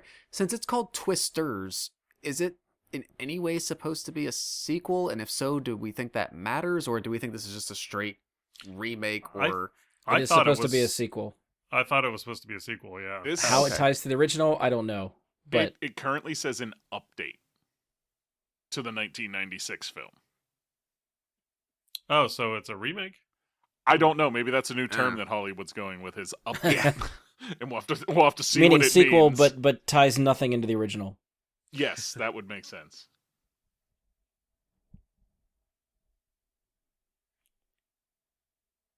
Yeah, I think Twisters is again one that made my list. It's the first one is arguably really stupid movie, but when that movie came out, for whatever reason, I was like really into storm chasing at the time, so that like really hit me at like teenage years for whatever reason. And I still think it's a classic movie. Yeah, it is. That the funnest thing about that movie is if you watch it now, the tornadoes fucking growl every time they're on screen. Oh yeah. And once you hear it, you can't unhear it, and it's fucking weird. We've got cows. Oh god. Yeah. Like it's. But yeah, it there's has just so something much about to that. it. Again, this is one of those movies that I felt like they've talked about a sequel to this for years, and I don't know what the sequels would have been had they made this 20 years ago, but the fact that it's now happening, I'm just like, yeah, whatever. I'm going to see what this is. Fuck yeah. And wasn't that one of like Philip Seymour Hoffman's like breaking roles for him to like? Yeah. I don't know about breaking, but he was definitely younger, like one of his earlier roles in that one. Yeah. All right, so I'm going to start with my top 10 first. I didn't know anything about this movie before writing this list, but number 10 is Mickey 17. I think I saw that listed. What is that? On 329. It's a sci-fi flick about an expendable human sent to a world that he has to discover or determine if it's hospitable for humans, I think. Okay. But it sounds kind of Sam Rockwell's Moon-ish. Ooh, okay. Yeah. So it seemed really, really interesting to me. On my number 9 is Furiosa, and that's on 324. Just Mad Max Fury Road was amazing, so I'm pretty excited about that. My number 8 is Beetlejuice 2, and that is on 9/6. I know I said the other two worried me because there was so much time between like the last and the new, and this is sort of the same thing, but I feel like the IP is more fun, and Tim Burton's gonna do a better job. Number 7 is the one that I called into question. I have Captain America: Brave New World on it. Yeah, that one got That's pushed. the list. Yeah, that's the list that I saw, and I'm like, this is not showing up on anybody else's list, and I'm pretty sure it would be. Andy's So silently in pain over there, yeah. like, uh-oh. Yeah, this movie, another movie actually should have made the list. Now that I'm looking at it, and I'm gonna put it on there instead of this one, is Bob Marley, One Love. It's on 214. Yeah. Yeah, I want to know more about Bob Marley and the Wailers. I think that. Then the trailer looks pretty interesting. So Mm-hmm. He led a troubled life, but it'll be a very powerful watch. yeah, Or should be. You guys are going to be disappointed with me, but my number 6 is Deadpool 3 on 5/3. All right. Yeah, did not make my top 5. Well, you're correct about the disappointment, but continue. Well, that's 10 through 6. Well, that So- the Ghostbusters bias in me is already like, all right, well, Ghostbusters in Andy's top 5, so he's already winning for me. To give a little perspective on your Mickey 17 for Josh and Brian, if they haven't looked it up or heard anything, this is directed by Bong Joon-ho, who was the director of Parasite. Oh, That won, the Oscar, best film and all that, being a Korean film. So I definitely noticed this and thought about putting it on my list, but with everything I looked at said plot under wraps, and it just has a picture of Robert Pattinson and a title of Mickey 17. That's all I had known about it ahead of time, so I couldn't put it on my list just based on the director. But what you said about it, Andy, yeah, I probably would have put it on my list, actually. I want to say that, let me look at the list that I was looking at, had a little bit of synopsis to it that looked pretty cool.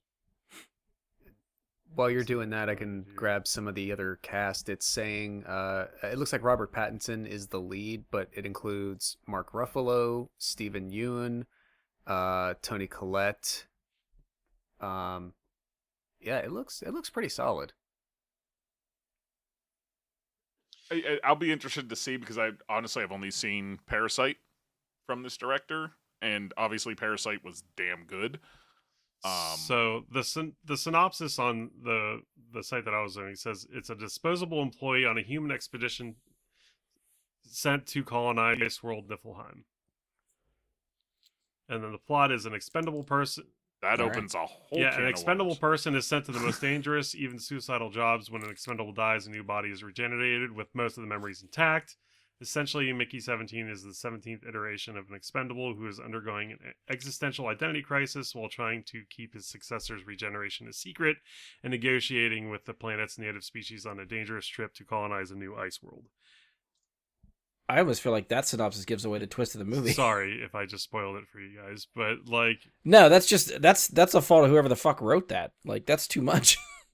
That's honestly ripped straight out of Destiny. That's how Exos are named. It's Mickey 17. That's why he's Cade 6, and that's why you have Banshee 44 and Saint 14. That sounds like ripped right from it, and I love it. I think that's awesome. I don't mind it. I think that's great. It's I didn't know anything about it. Honestly, I thought it was just a placeholder for the 17th Mickey movie from Disney, So I clicked on it out of curiosity, and I'm like, well, this is not that. What's Mickey got himself into now? You going to space? What the fuck? The way you know that wasn't true is it's a picture of Robert Pattinson and not Chris Pratt. Yeah, Chris Pratt would have been Mickey. That's.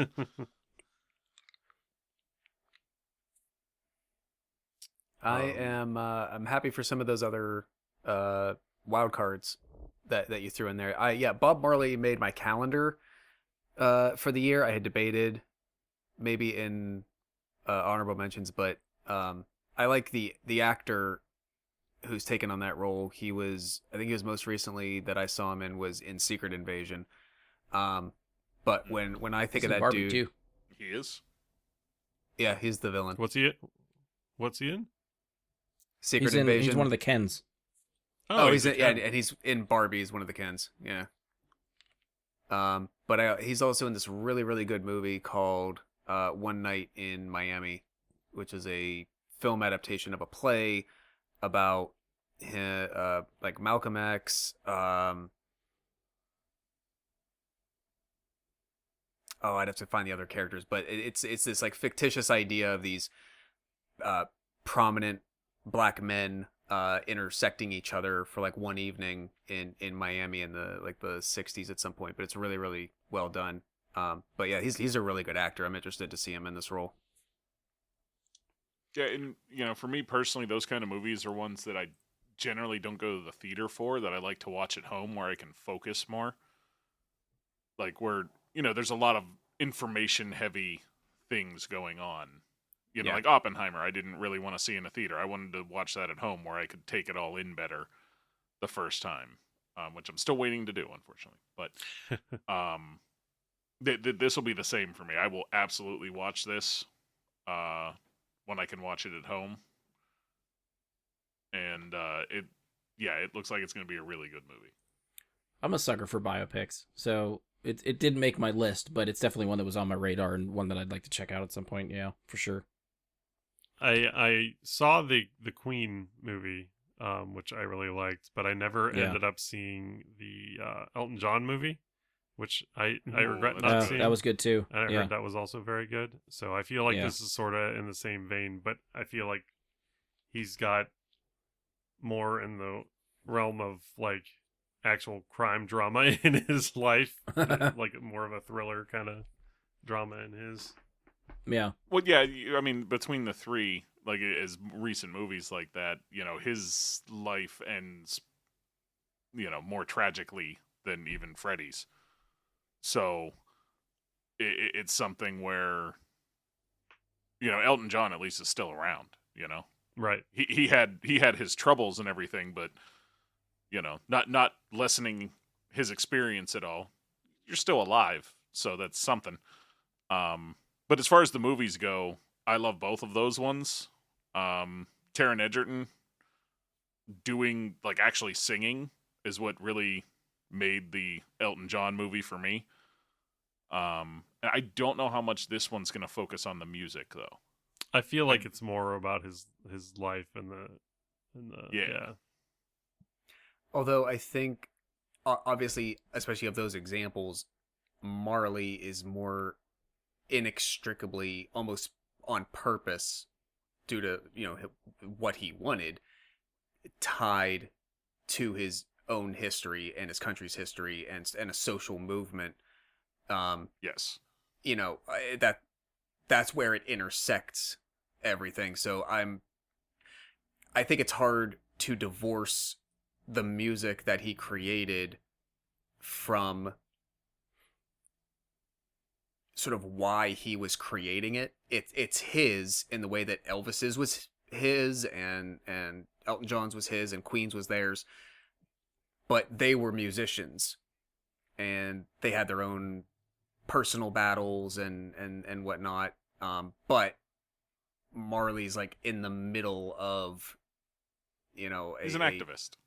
Right, activism. It'd be, I don't know, as much. Even in America, there's not as many. Like maybe Neil Young is like one of the few you could try to pull from like the '60s movement to try to say like a lot of the music made at that time was directly because of that in a way, right?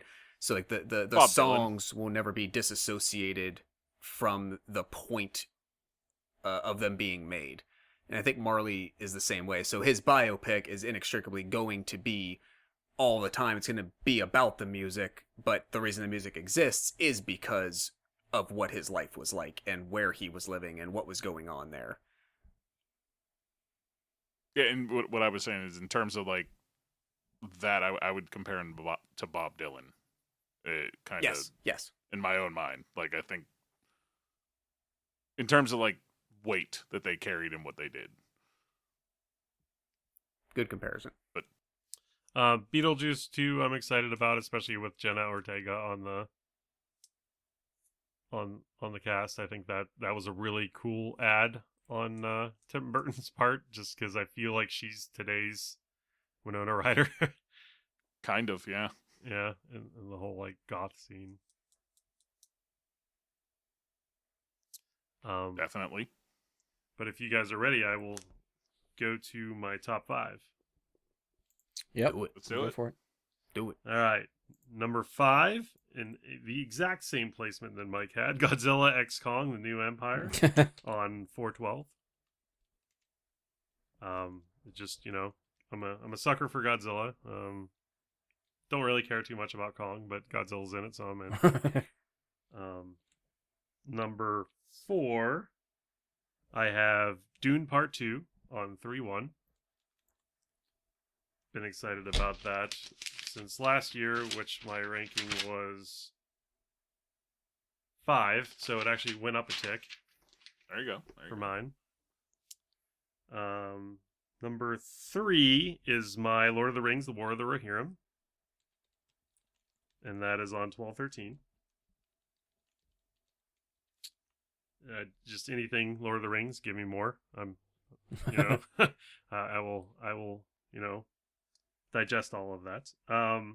Number 2, it's probably going to be an outlier from everybody else's list, but it was, I think, my movie of the year 2 years ago.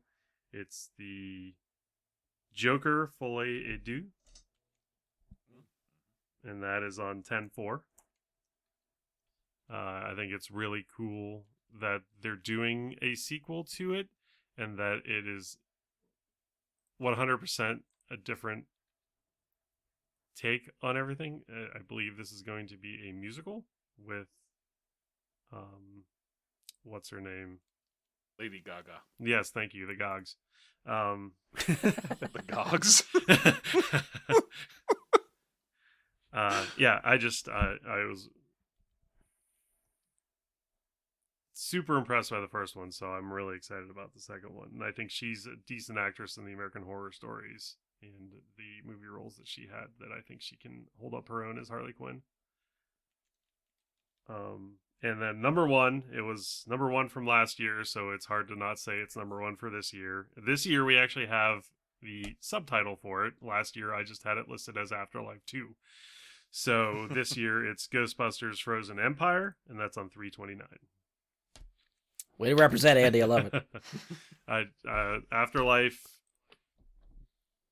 went to see it. It's a Ghostbusters movie. Didn't know what to expect, and I was blown away. So this one, I have a lot of. Unfortunately, I have great expectations for it. So hopefully, it matches that.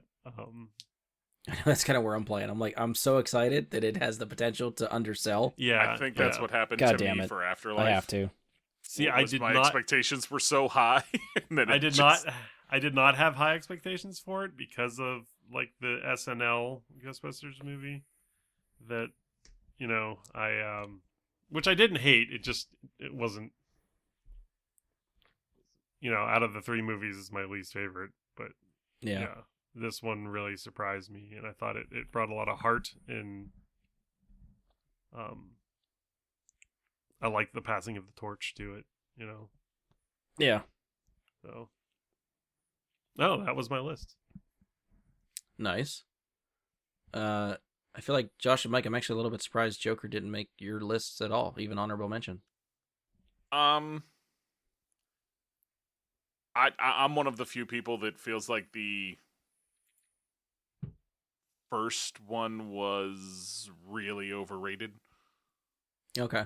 I did not like it. Did he give a good performance?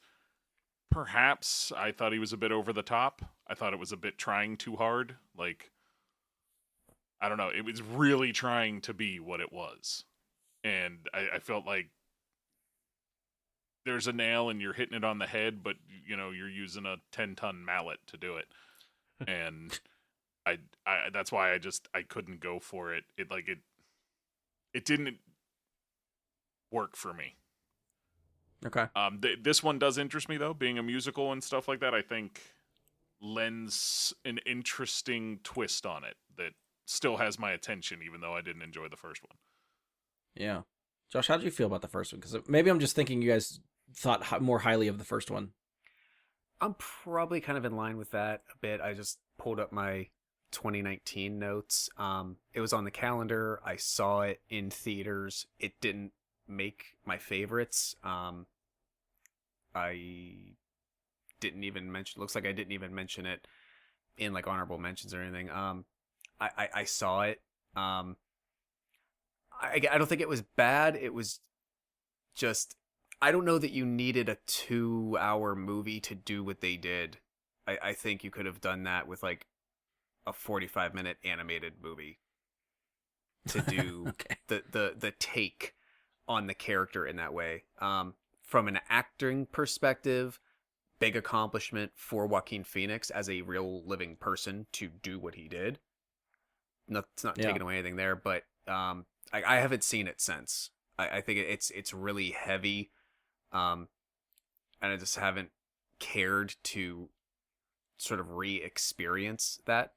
And ever since they announced the sequel to it, I thought the whole idea when they went in that I kind of thought they even said like, no, this is just a one and done. We're just doing these, unique movies and whatnot. And then it made $1 billion. So they're like, Yeah. an R-rated movie made $1 billion. Of course, we're gonna eventually make a sequel. And this seems like out of left field. The quest for more money. Yeah, right. So yeah, I'm so unsure about what it wants to be and what the point of making it is. Like from a creative standpoint, if the people making it and acting in it and singing in it, if they get fulfillment from it, great. But as a consumer of that art, I don't really know if it'll do anything for me. I could be pleasantly surprised. Who knows? I mean, I'm sure I'll see it when it happens, but yeah. I mean, I guess not to put you on the spot, Andy, but I guess you liked the first one a lot more than these guys did. It seems that way. Yes, I think that was pretty apparent as well when we were doing our top movies, because mine was on the top of my list and it was not on. Yeah, I gotta pull up that list and see one. where you I'm were. pretty sure What year was that? 2019? 19. 19? Okay. And for me, this was something that when I saw this movie come up, that Lady Gaga was going to be playing Harley, I was kind of confused because I thought Zazie Beetz was actually Harley in the first movie.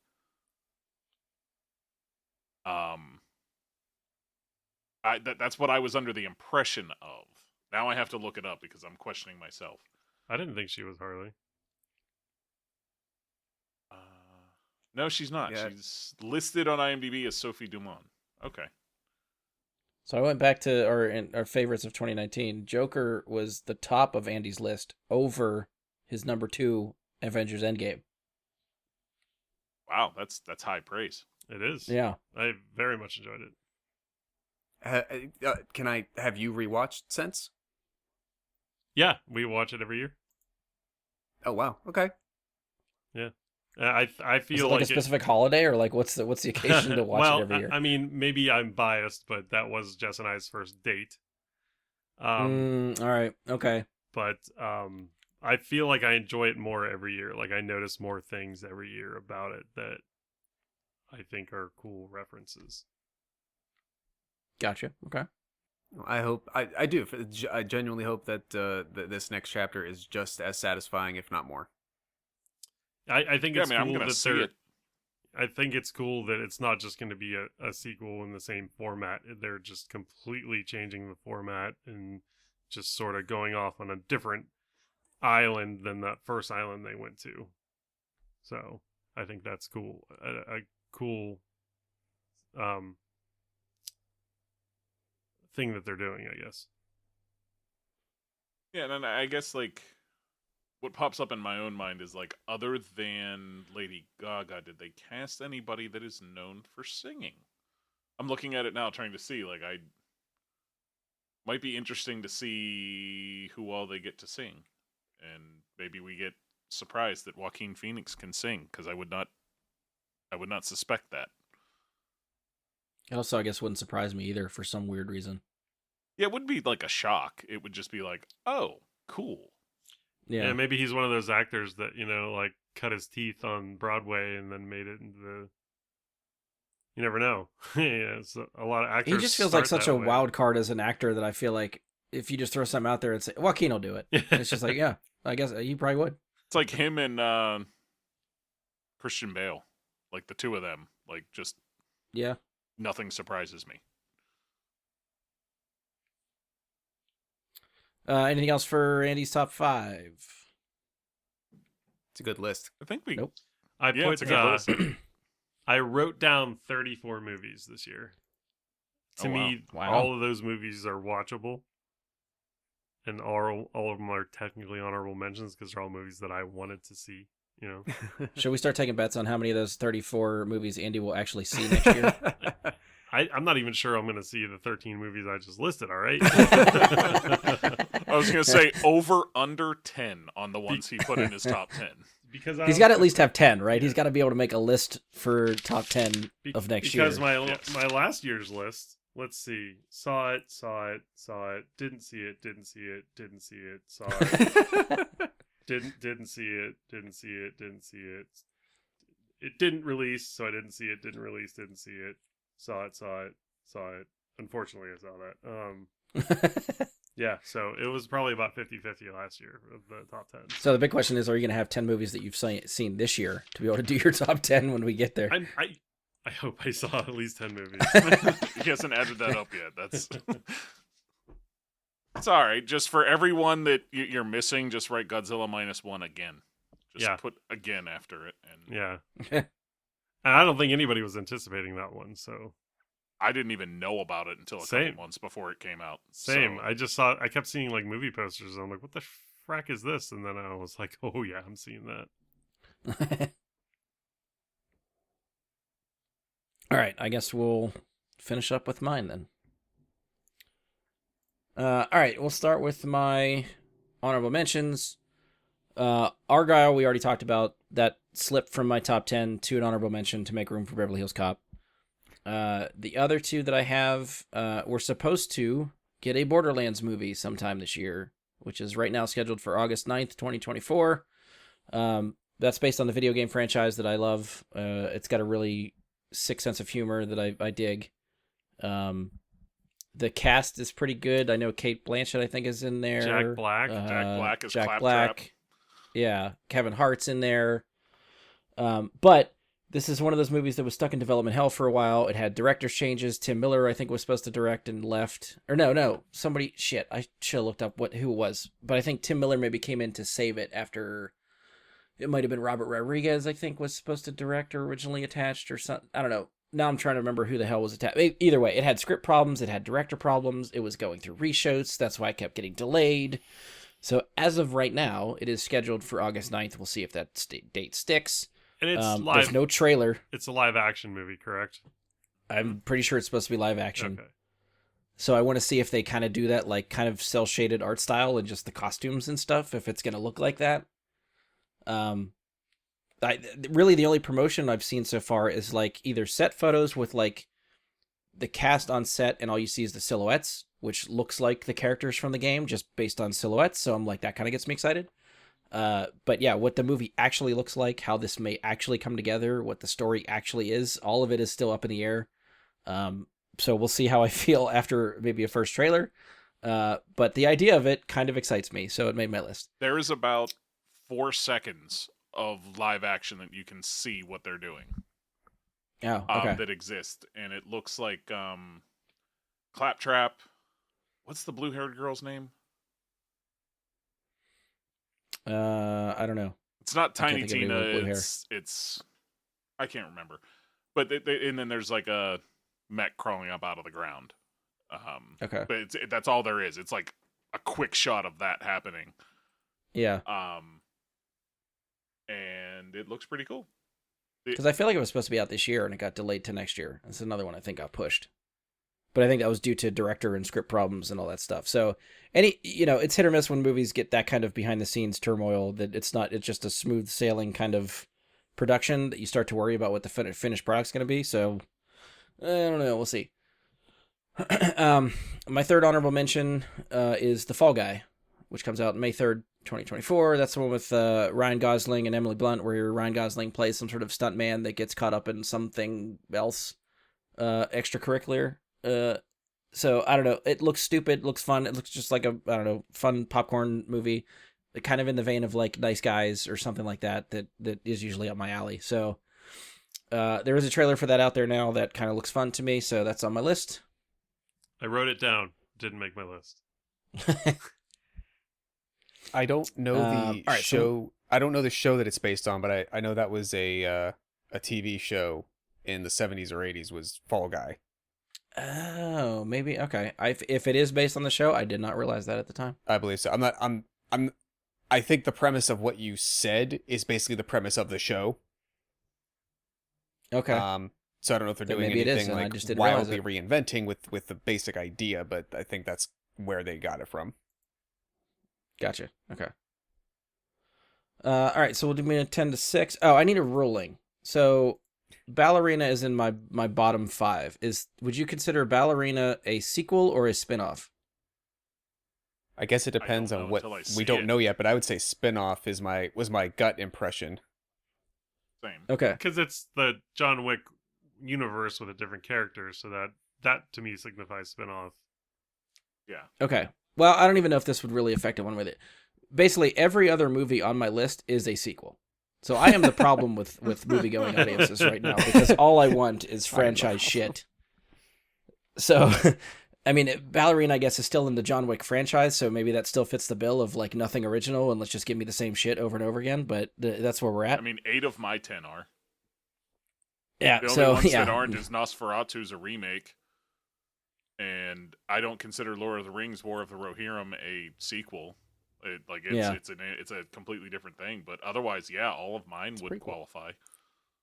So you're in good company. Yeah, really, bro. I guess the only original kind of thing on my list is probably Argyle, because Borderlands is based off a video game franchise. Fall Guy could be based off a television show, so it's not original IP. That's just a new version of something. Yeah.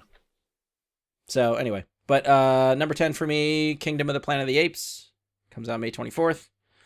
Number 9, that's where I threw in Beverly Hills Cop Axel F. Why they called it Axel F, I don't know. Like, just call it Beverly Hills Cop 4. I don't understand. Yeah, it's a dumb I I title. think they're going for the AF thing, like, So which is the only dumb, thing with like and how they chose thi- to do it. I'm very excited for Beverly Hills Cop, but back in like 2013 or something, they tried to make a Beverly Hills Cop TV show. They had Axel Foley, like Eddie Murphy came back to reprise his role for a little bit. He was handing it off to his son, who was going to pick up the series, and it was going to go. CBS, who owns Beverly Hills Cop IP, it was going to go to CBS. CBS did not pick up the pilot. They shot it. They said this is not good enough for a show and didn't run with it. And then it kind of died, and no one did anything with it. There was always these rumors of Beverly Hills Cop 4. Now we've got Beverly Hills Cop 4. Again, IP is owned by CBS. If they're doing it streaming, why they don't release it to Paramount Plus and would rather license it to Netflix is also one of those things where it's like they don't have faith in this property. I don't know what the hell they're going to do with it. So a lot of this doesn't feel like this is made to be a good movie. Like, I feel like Beverly Hills Cop 4 should be a theatrical release. Why it's on Netflix, I have no fucking idea. But My either way, guess I'm is excited for it. I'm a little worried on quality, but I'm excited. the same reason that Warner Brothers is licensing Batman to Amazon to make a cartoon movie, and why they're licensing Sandman to Netflix to make it, because you can get revenue from something that you don't then have to actually pay the production cost, and if it doesn't go well, suffer the potential financial implication of it not going well. That's my Yeah. guess. And the Godzilla So it's series more is just- on Apple. Yeah. In addition, like, Warner is doing this with a lot of things. Yeah, I don't trust Warner Brothers with a lot of shit anymore, so that's why I didn't want to use them as the example. Because I understand they're doing that with all their properties, but they're all looking for the tax write-offs. I didn't think CBS was hurting that bad that they need Well, I to don't do know if it that has kind to of do with stuff. But I guess hurting. more or less hedging your bets. I think that's it, and especially as it looks like we're almost turning the corner to come back around to an almost cable TV type of setup, just with streamers on the internet instead Yeah. of cable TV. I think people who own and run these companies are taking that left turn, and they're not really all worried about keeping everything in-house under their umbrella to make it exclusive. They're looking for business revenue. That's Right. They're purely looking at the business models of it, and that's it. And if it works, I that's guess I fine. If always saw it as Netflix makes a good movie, then good. I guess I always just thought if it was your property and you have a platform to put it out, that's streamed out a little bit, so that when the profits come in, you're making more off of it. But I guess agree. because it costs more to license, I would think. But I don't know all the numbers and all the strict business stuff. But oh well. Either way, we'll see. I'm excited for it either way. Number 8 for me is Ballerina. That's June 7th. Number 7 is Twisters. Again, just nostalgic fun for me. I just want to see what the fuck this movie ends up being, good or bad. I am there. That's July 19th. And my number 6, Kung Fu Panda 4, March 29th. Because I fucking love Poe. Jack Black is made for animation. Like, him as Poe is one of the pitch perfect animation voice casts that I've ever had. 100%. I love those movies, and he fits that role so fucking great. Those movies love it. do a really good job of making you feel a certain way too. Like, I feel like I get a little like, oh man, like they did a really good job of like turning this into a very heartfelt and momentous occasions. So See, for me, the reason why Kung Fu Panda 4 didn't make the list, because I absolutely love the first two. The third one, really not as much at all. But the first two were so good for me. But the third one still, I couldn't include this on my list because the last iteration was not my favorite at all. Very far from. Yeah, I don't know if I remember too much of 3. Like I Three's the one with I the remember babies. more of 1 and 2, but 3 has the babies. He has his kids. okay, then I feel like I completely forgot about that then. I might have to just rewatch it then. Are they his kids? I don't even. I only watched it once and didn't like it. There is kids. There's baby pandas. In Okay. there. Yeah, I don't even remember that part. So I definitely have to do a rewatch before 4. Again, I guess most of the stuff we talked about. I don't know if you guys have anything else to chime in for these 5. No. Not as Okay. much. Nope. I was just gonna look and see the cast for Kung Fu Panda 4 and see if who all we're getting back and who. Like I don't know if the Furious 5 are coming back, like Angelina Jolie and like Lucy Jackie Chan and all those Angelina guys. Jolie, Seth Rogen, Jackie Chan. Jackie Chan, Dustin Yeah. Hoffman, Oh, nice. James Hong, Ian McShane is going to be back. Viola Davis, Bryan Cranston, Aquafina. There is there is a trailer, but none of it. It shows nothing of the rest of the team. The Furious 5 are not in the trailer, so that's why I wasn't sure if they actually were in the movie. Wasn't Ian McShane the tiger bad guy in the first one? Mm-hmm. Yes. Tai Lung. That's surprising that he's in the fourth one then. Judging by the trailer, it feels like cameo appearance, Ah, gotcha. but we'll see if they incorporate it more than that. And I thought Dustin Hoffman and James Wong's characters also passed in the other movies. James Hong is playing a new character this time. Oh, interesting. Isn't James Hong his dad, the goose? Oh no, I was I- thinking of the turtle. I was you're thinking he of was the the turtle. This lists him as Mr. Ping. That's probably Yeah, the I'm pretty goose. sure that's the goose. That's Yeah, his the dad goose. inherited I was- I- father. Yeah. I was gonna say I don't think I knew the dad's name, so that makes sense that's. Yeah, I was thinking it was the turtle. My bad. No, you're all good. All right, well, I'll move on to my top 5. So, starting with number 5, Inside Out 2, Okay. June 14th. Nice. Also, June 14th is my number 4, Bad Boys 4, which I do that. I have such a your list. soft spot in my heart for that franchise. I will see as many of those as they make. If they keep getting Will Smith and Martin Lawrence together for these, I will take all the Lethal Weapon, I'm too old for this shit gags they want to do in these franchises. I'm in. I remember seeing 3, but I don't remember anything about it. And I think 3's actually really I good. didn't know that it made a super impression on us. So I honestly If- think that like the first one is probably my least favorite of that series, which doesn't happen very often for me. Yeah, I could go back and forth with 1 and 2. 2 is like so Michael Bay that some of it's like, oh god. But the first one I think actually has a really good story to it, and like the fun like name swapping that happens and like that gag that has to go on for most of the movie is, I think, comedic gold for me. Like I love that Martin Lawrence is trying to be Will Smith for half the movie. Like that's fucking great. I agree, but for me for the first one, it's Téa Leoni. I just can't do it. She's just so bad. Yeah. Sorry, I didn't mean to interrupt you. I just No, you're good. had to make my case on that. Number 3 for me, that's where Deadpool 3 lands. July 26th. Number 2, Dune Part 2, March 1st. And obviously, number 1, Ghostbusters Frozen Empire, March 29th. I have to, because I fucking loved Afterlife. I've been anticipating this movie a lot. The trailer got me really excited for Ghostbusters.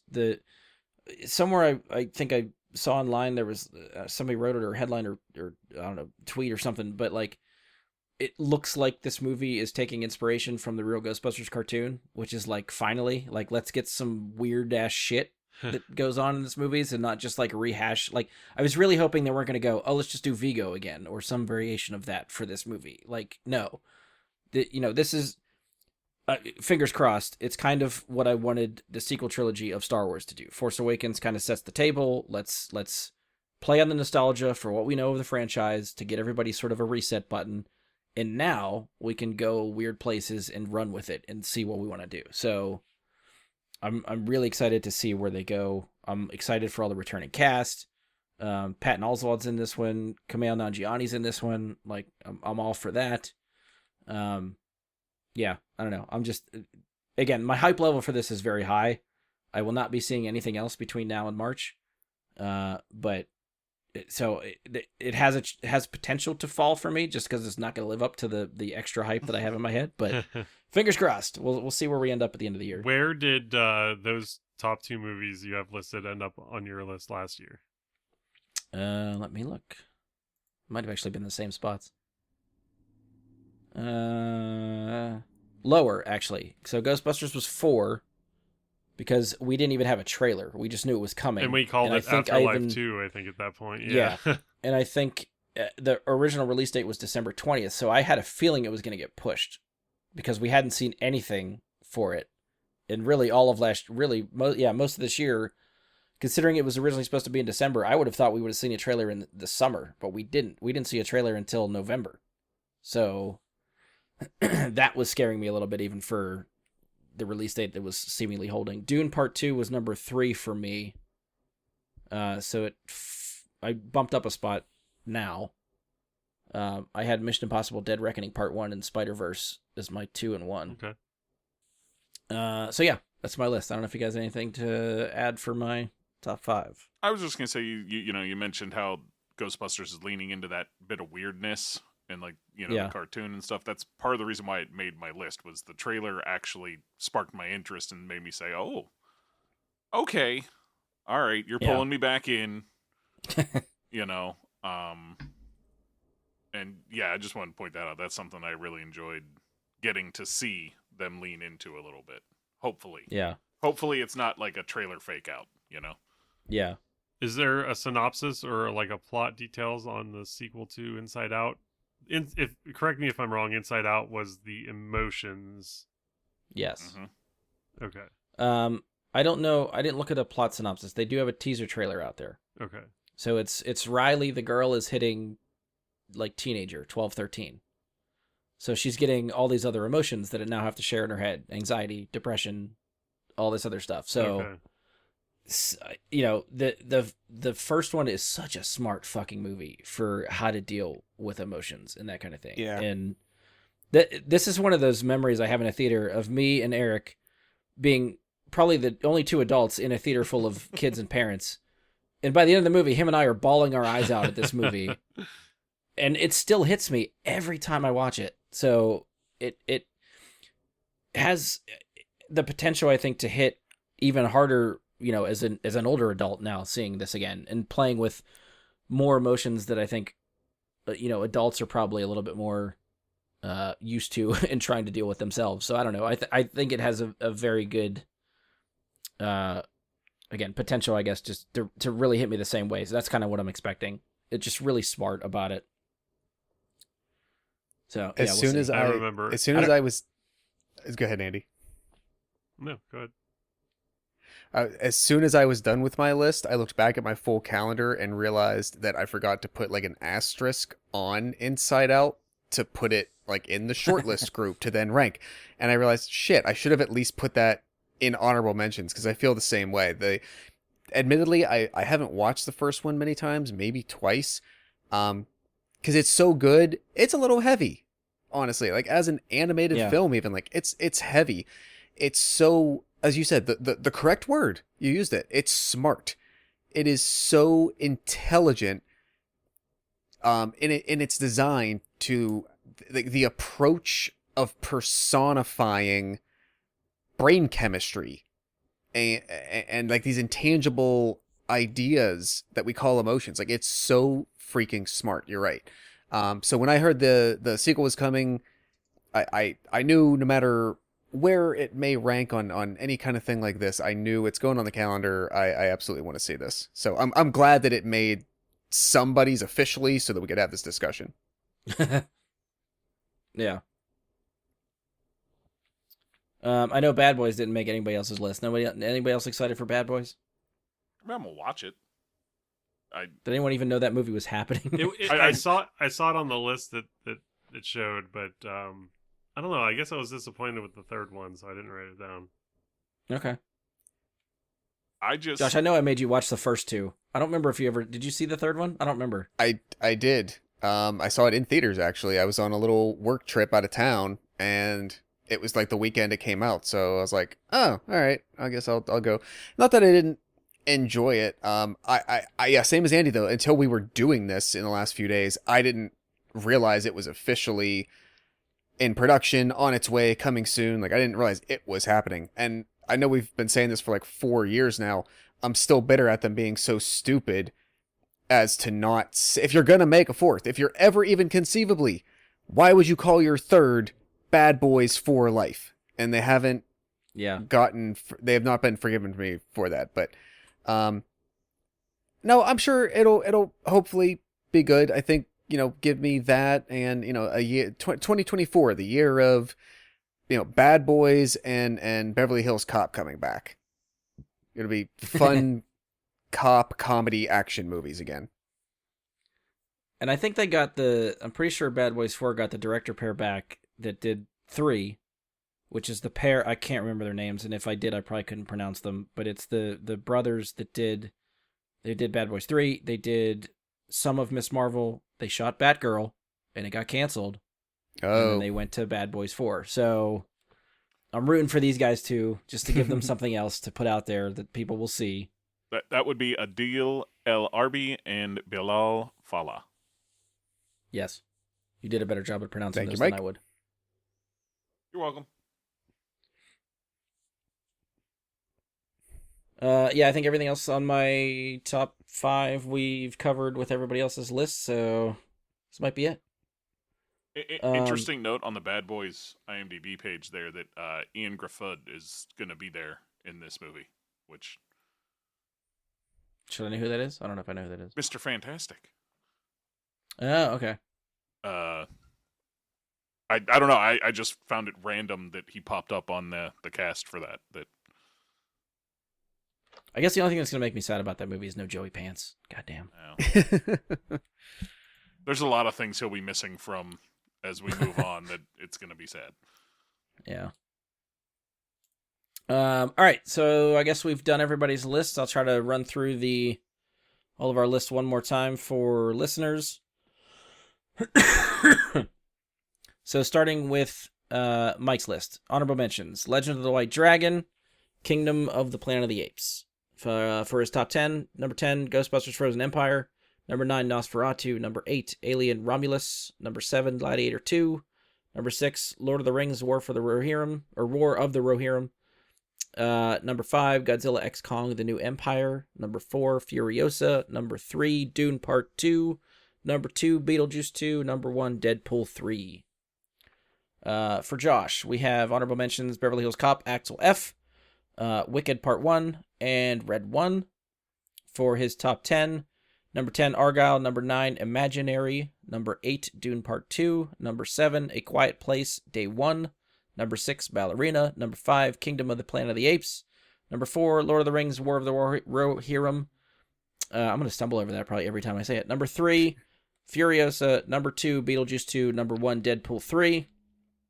Andy's list, honorable mentions, Twisters, Gladiator 2, Nosferatu.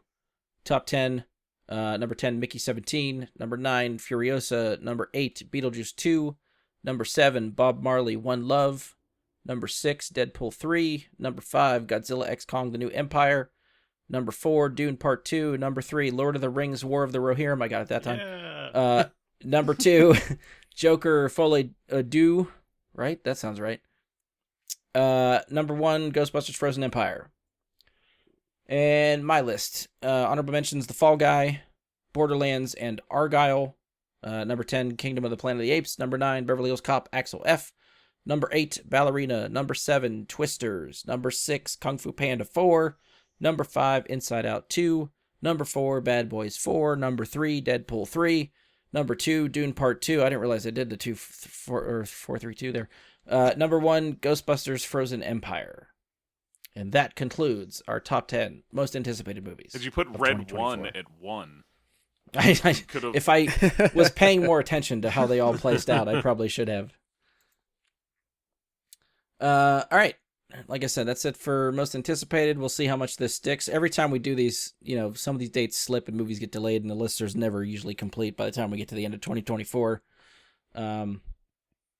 It's usually the December dates. The December dates are the ones I worry about. The November, December.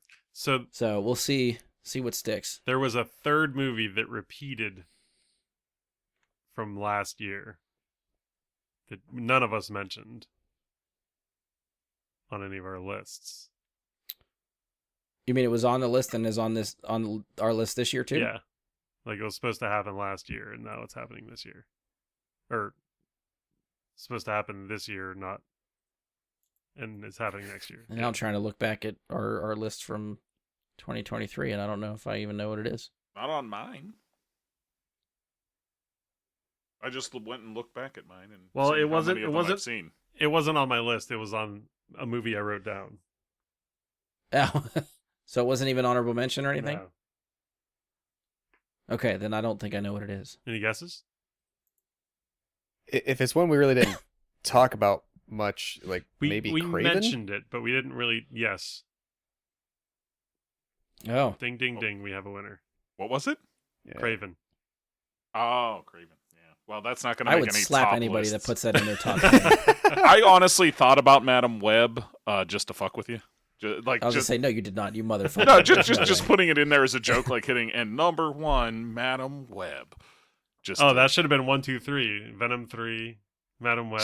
Craven the Yeah, we are supposed to get fucking Venom 3 next year, too. I saw that on the goddamn list, which too. is so important to them. It is titled Untitled Let There Be Carnage sequel is what it's on IMDb as. So That's gonna get pushed. There's no way that still comes out. Because that means Sony will, Marvel is delaying their stuff because they don't want to fucking spam people with superhero movies anymore. And Sony is gonna have 3 next year. my guess is it It gets doesn't- Web, canceled. Craven, and Venom. They're But it gonna doesn't matter. release They're- Madam Web. It's going to do 60 million at the box office, and they're going to say, shit. I don't know. Those Venom movies make way too much more money than they should. I know the first Well, one did. I didn't know the I second was one actually smart did and money. stayed home from the second one. All right. Now you got me looking because now I'm curious how much did actually Let There Be Carnage make? Because I feel like it's still going to surprise me. I want to say 300. Oh, wow. I mean, the first one was like 800 or 900. Yeah, that was ridiculous. So I'm guessing a huge drop off, but Let's see here. So, oh god, worldwide, $506 million no. Okay. for Venom 2. Yeah, they're definitely going to keep making it. Yeah. So that is way more than it should have made. Fucker made $214 million domestic. How many movie studios are think are going to pivot to the Godzilla -1 like model where they only spent like $15 million to make it? No one. Because now they're getting gun shy for streaming. Yeah. Like movies that would cost that much would go to streaming services, but now studios are pulling out even that. So they're just not going to make them. And just for reference, I went back and looked. You should each do this at some point, at least before we do our 2023 top 10s. See how many of them you did see. So far, the only one I did not see was an honorable mention, was Expendables 4. It's the only one I've not seen from my anticipated from last year. I'm about Uh-oh. halfsies. I think we hashed think that out I've already. seen everything. Well, Dune got moved. Yeah, looking at my list, I did see everything. Yeah, I did see everything that actually released last year. Same. That's on my list. Yeah, Yeah. I wasn't counting Dune because that, Yeah, I got everything else. So there you go, Andy. If you guys have to make suck. sure you've watched 10 movies, you should at least start with your list from last year and see what you still got to go. You got a couple weeks before we do the 2023 top 10, I'm sure. You said you're off this week, right? Just start doubling them up. 2 a I day. am off. You'll get through it. I'm off today in no time. and then I have to work Oh. the rest of the week. So Oh, bullshit. So you got like 3 hours. Get on it. Get off. Let's end the show. Yeah, you can fit one in before bed. well, one of them is in the theater right now, so I'm probably going to try and see that this week. Good. Good. Good. Good. One that was on your list from last I year. think so. Or did I not have one? Which on my one? list? Not have what? Wonka on my list. I might have. I thought I did. Wonka was not on your Whether list. whether you did or not, Oh, go see sorry, it. it was on Jess's list. All right. Well, I guess that is good enough time to sort of close it down for us. Yeah. That's again concludes our 2024. We'll see. Probably the next one we do will be top 10 of 2023, assuming Andy can get to at least 10 movies. We'll try to give him some time to get there. All the eyes are on you, Andy. No pressure. I'm tapping out. I'm not even going to show up. Don't make us get Ian to fill your spot. There's no way. Oh, we would rather wait for you. I'm going to get Ian to make an all anime manga top 10. Yeah, don't do that. You know, He's done that I had this before. discussion with Ian for Yeah. the listeners about Godzilla -1. I feel like that would be near or at the top of his list after this year, having talked to him about it for a while there. So that'll be the one movie we're kind of familiar with, and everything else will be random. He ass also shit. seemed pretty high on Oppenheimer. Okay, two. That's true. All right. Well, that's it for this one. If you've enjoyed the show, please support us. Leave a 5-star rating and review. Give us a share on social media. Be sure to follow or subscribe to the show. We're on Spotify, iTunes, Google, Anchor, Amazon. Anyone listening on Stitcher, you won't be able to find us anymore. Stitcher's dead. So hopefully that's not your only avenue for us, because you won't be able to find us. As always, check us out on Facebook. Search Bry Guy and Super Friends, or go to facebook.com/Bry Guy Super Friends. You can send us questions, comments, topic suggestions, any of that stuff there. Try to email us at bryguysuperfriends@gmail.com. It's probably been over a year and a half since I've checked that damn thing. So if you've sent us something, you'll never hear back. Hit us up on Twitter. I refuse to call it at. We're at BG Super Friends. I really haven't checked that in a while, actually, either. But, you know, that's a good place to go. If we do another live show, we will do it on my Twitch channel, which is Jedi Bry Guy. That's Jedi with an I, Bry with a Y. Even if you want to catch me occasionally streaming some games, I will probably do it there too. Now that I'm still coughing a little bit, but hopefully once the cough goes away, I will try to stream a little bit more. Last reminder, if you want to send us anything for 300th episode, you know, memories, questions, topics, any of that stuff, we will try to put it in there somewhere. And that's it. On behalf of Andy, Josh, Mike, and myself, thank you for listening, and we'll talk to you next time.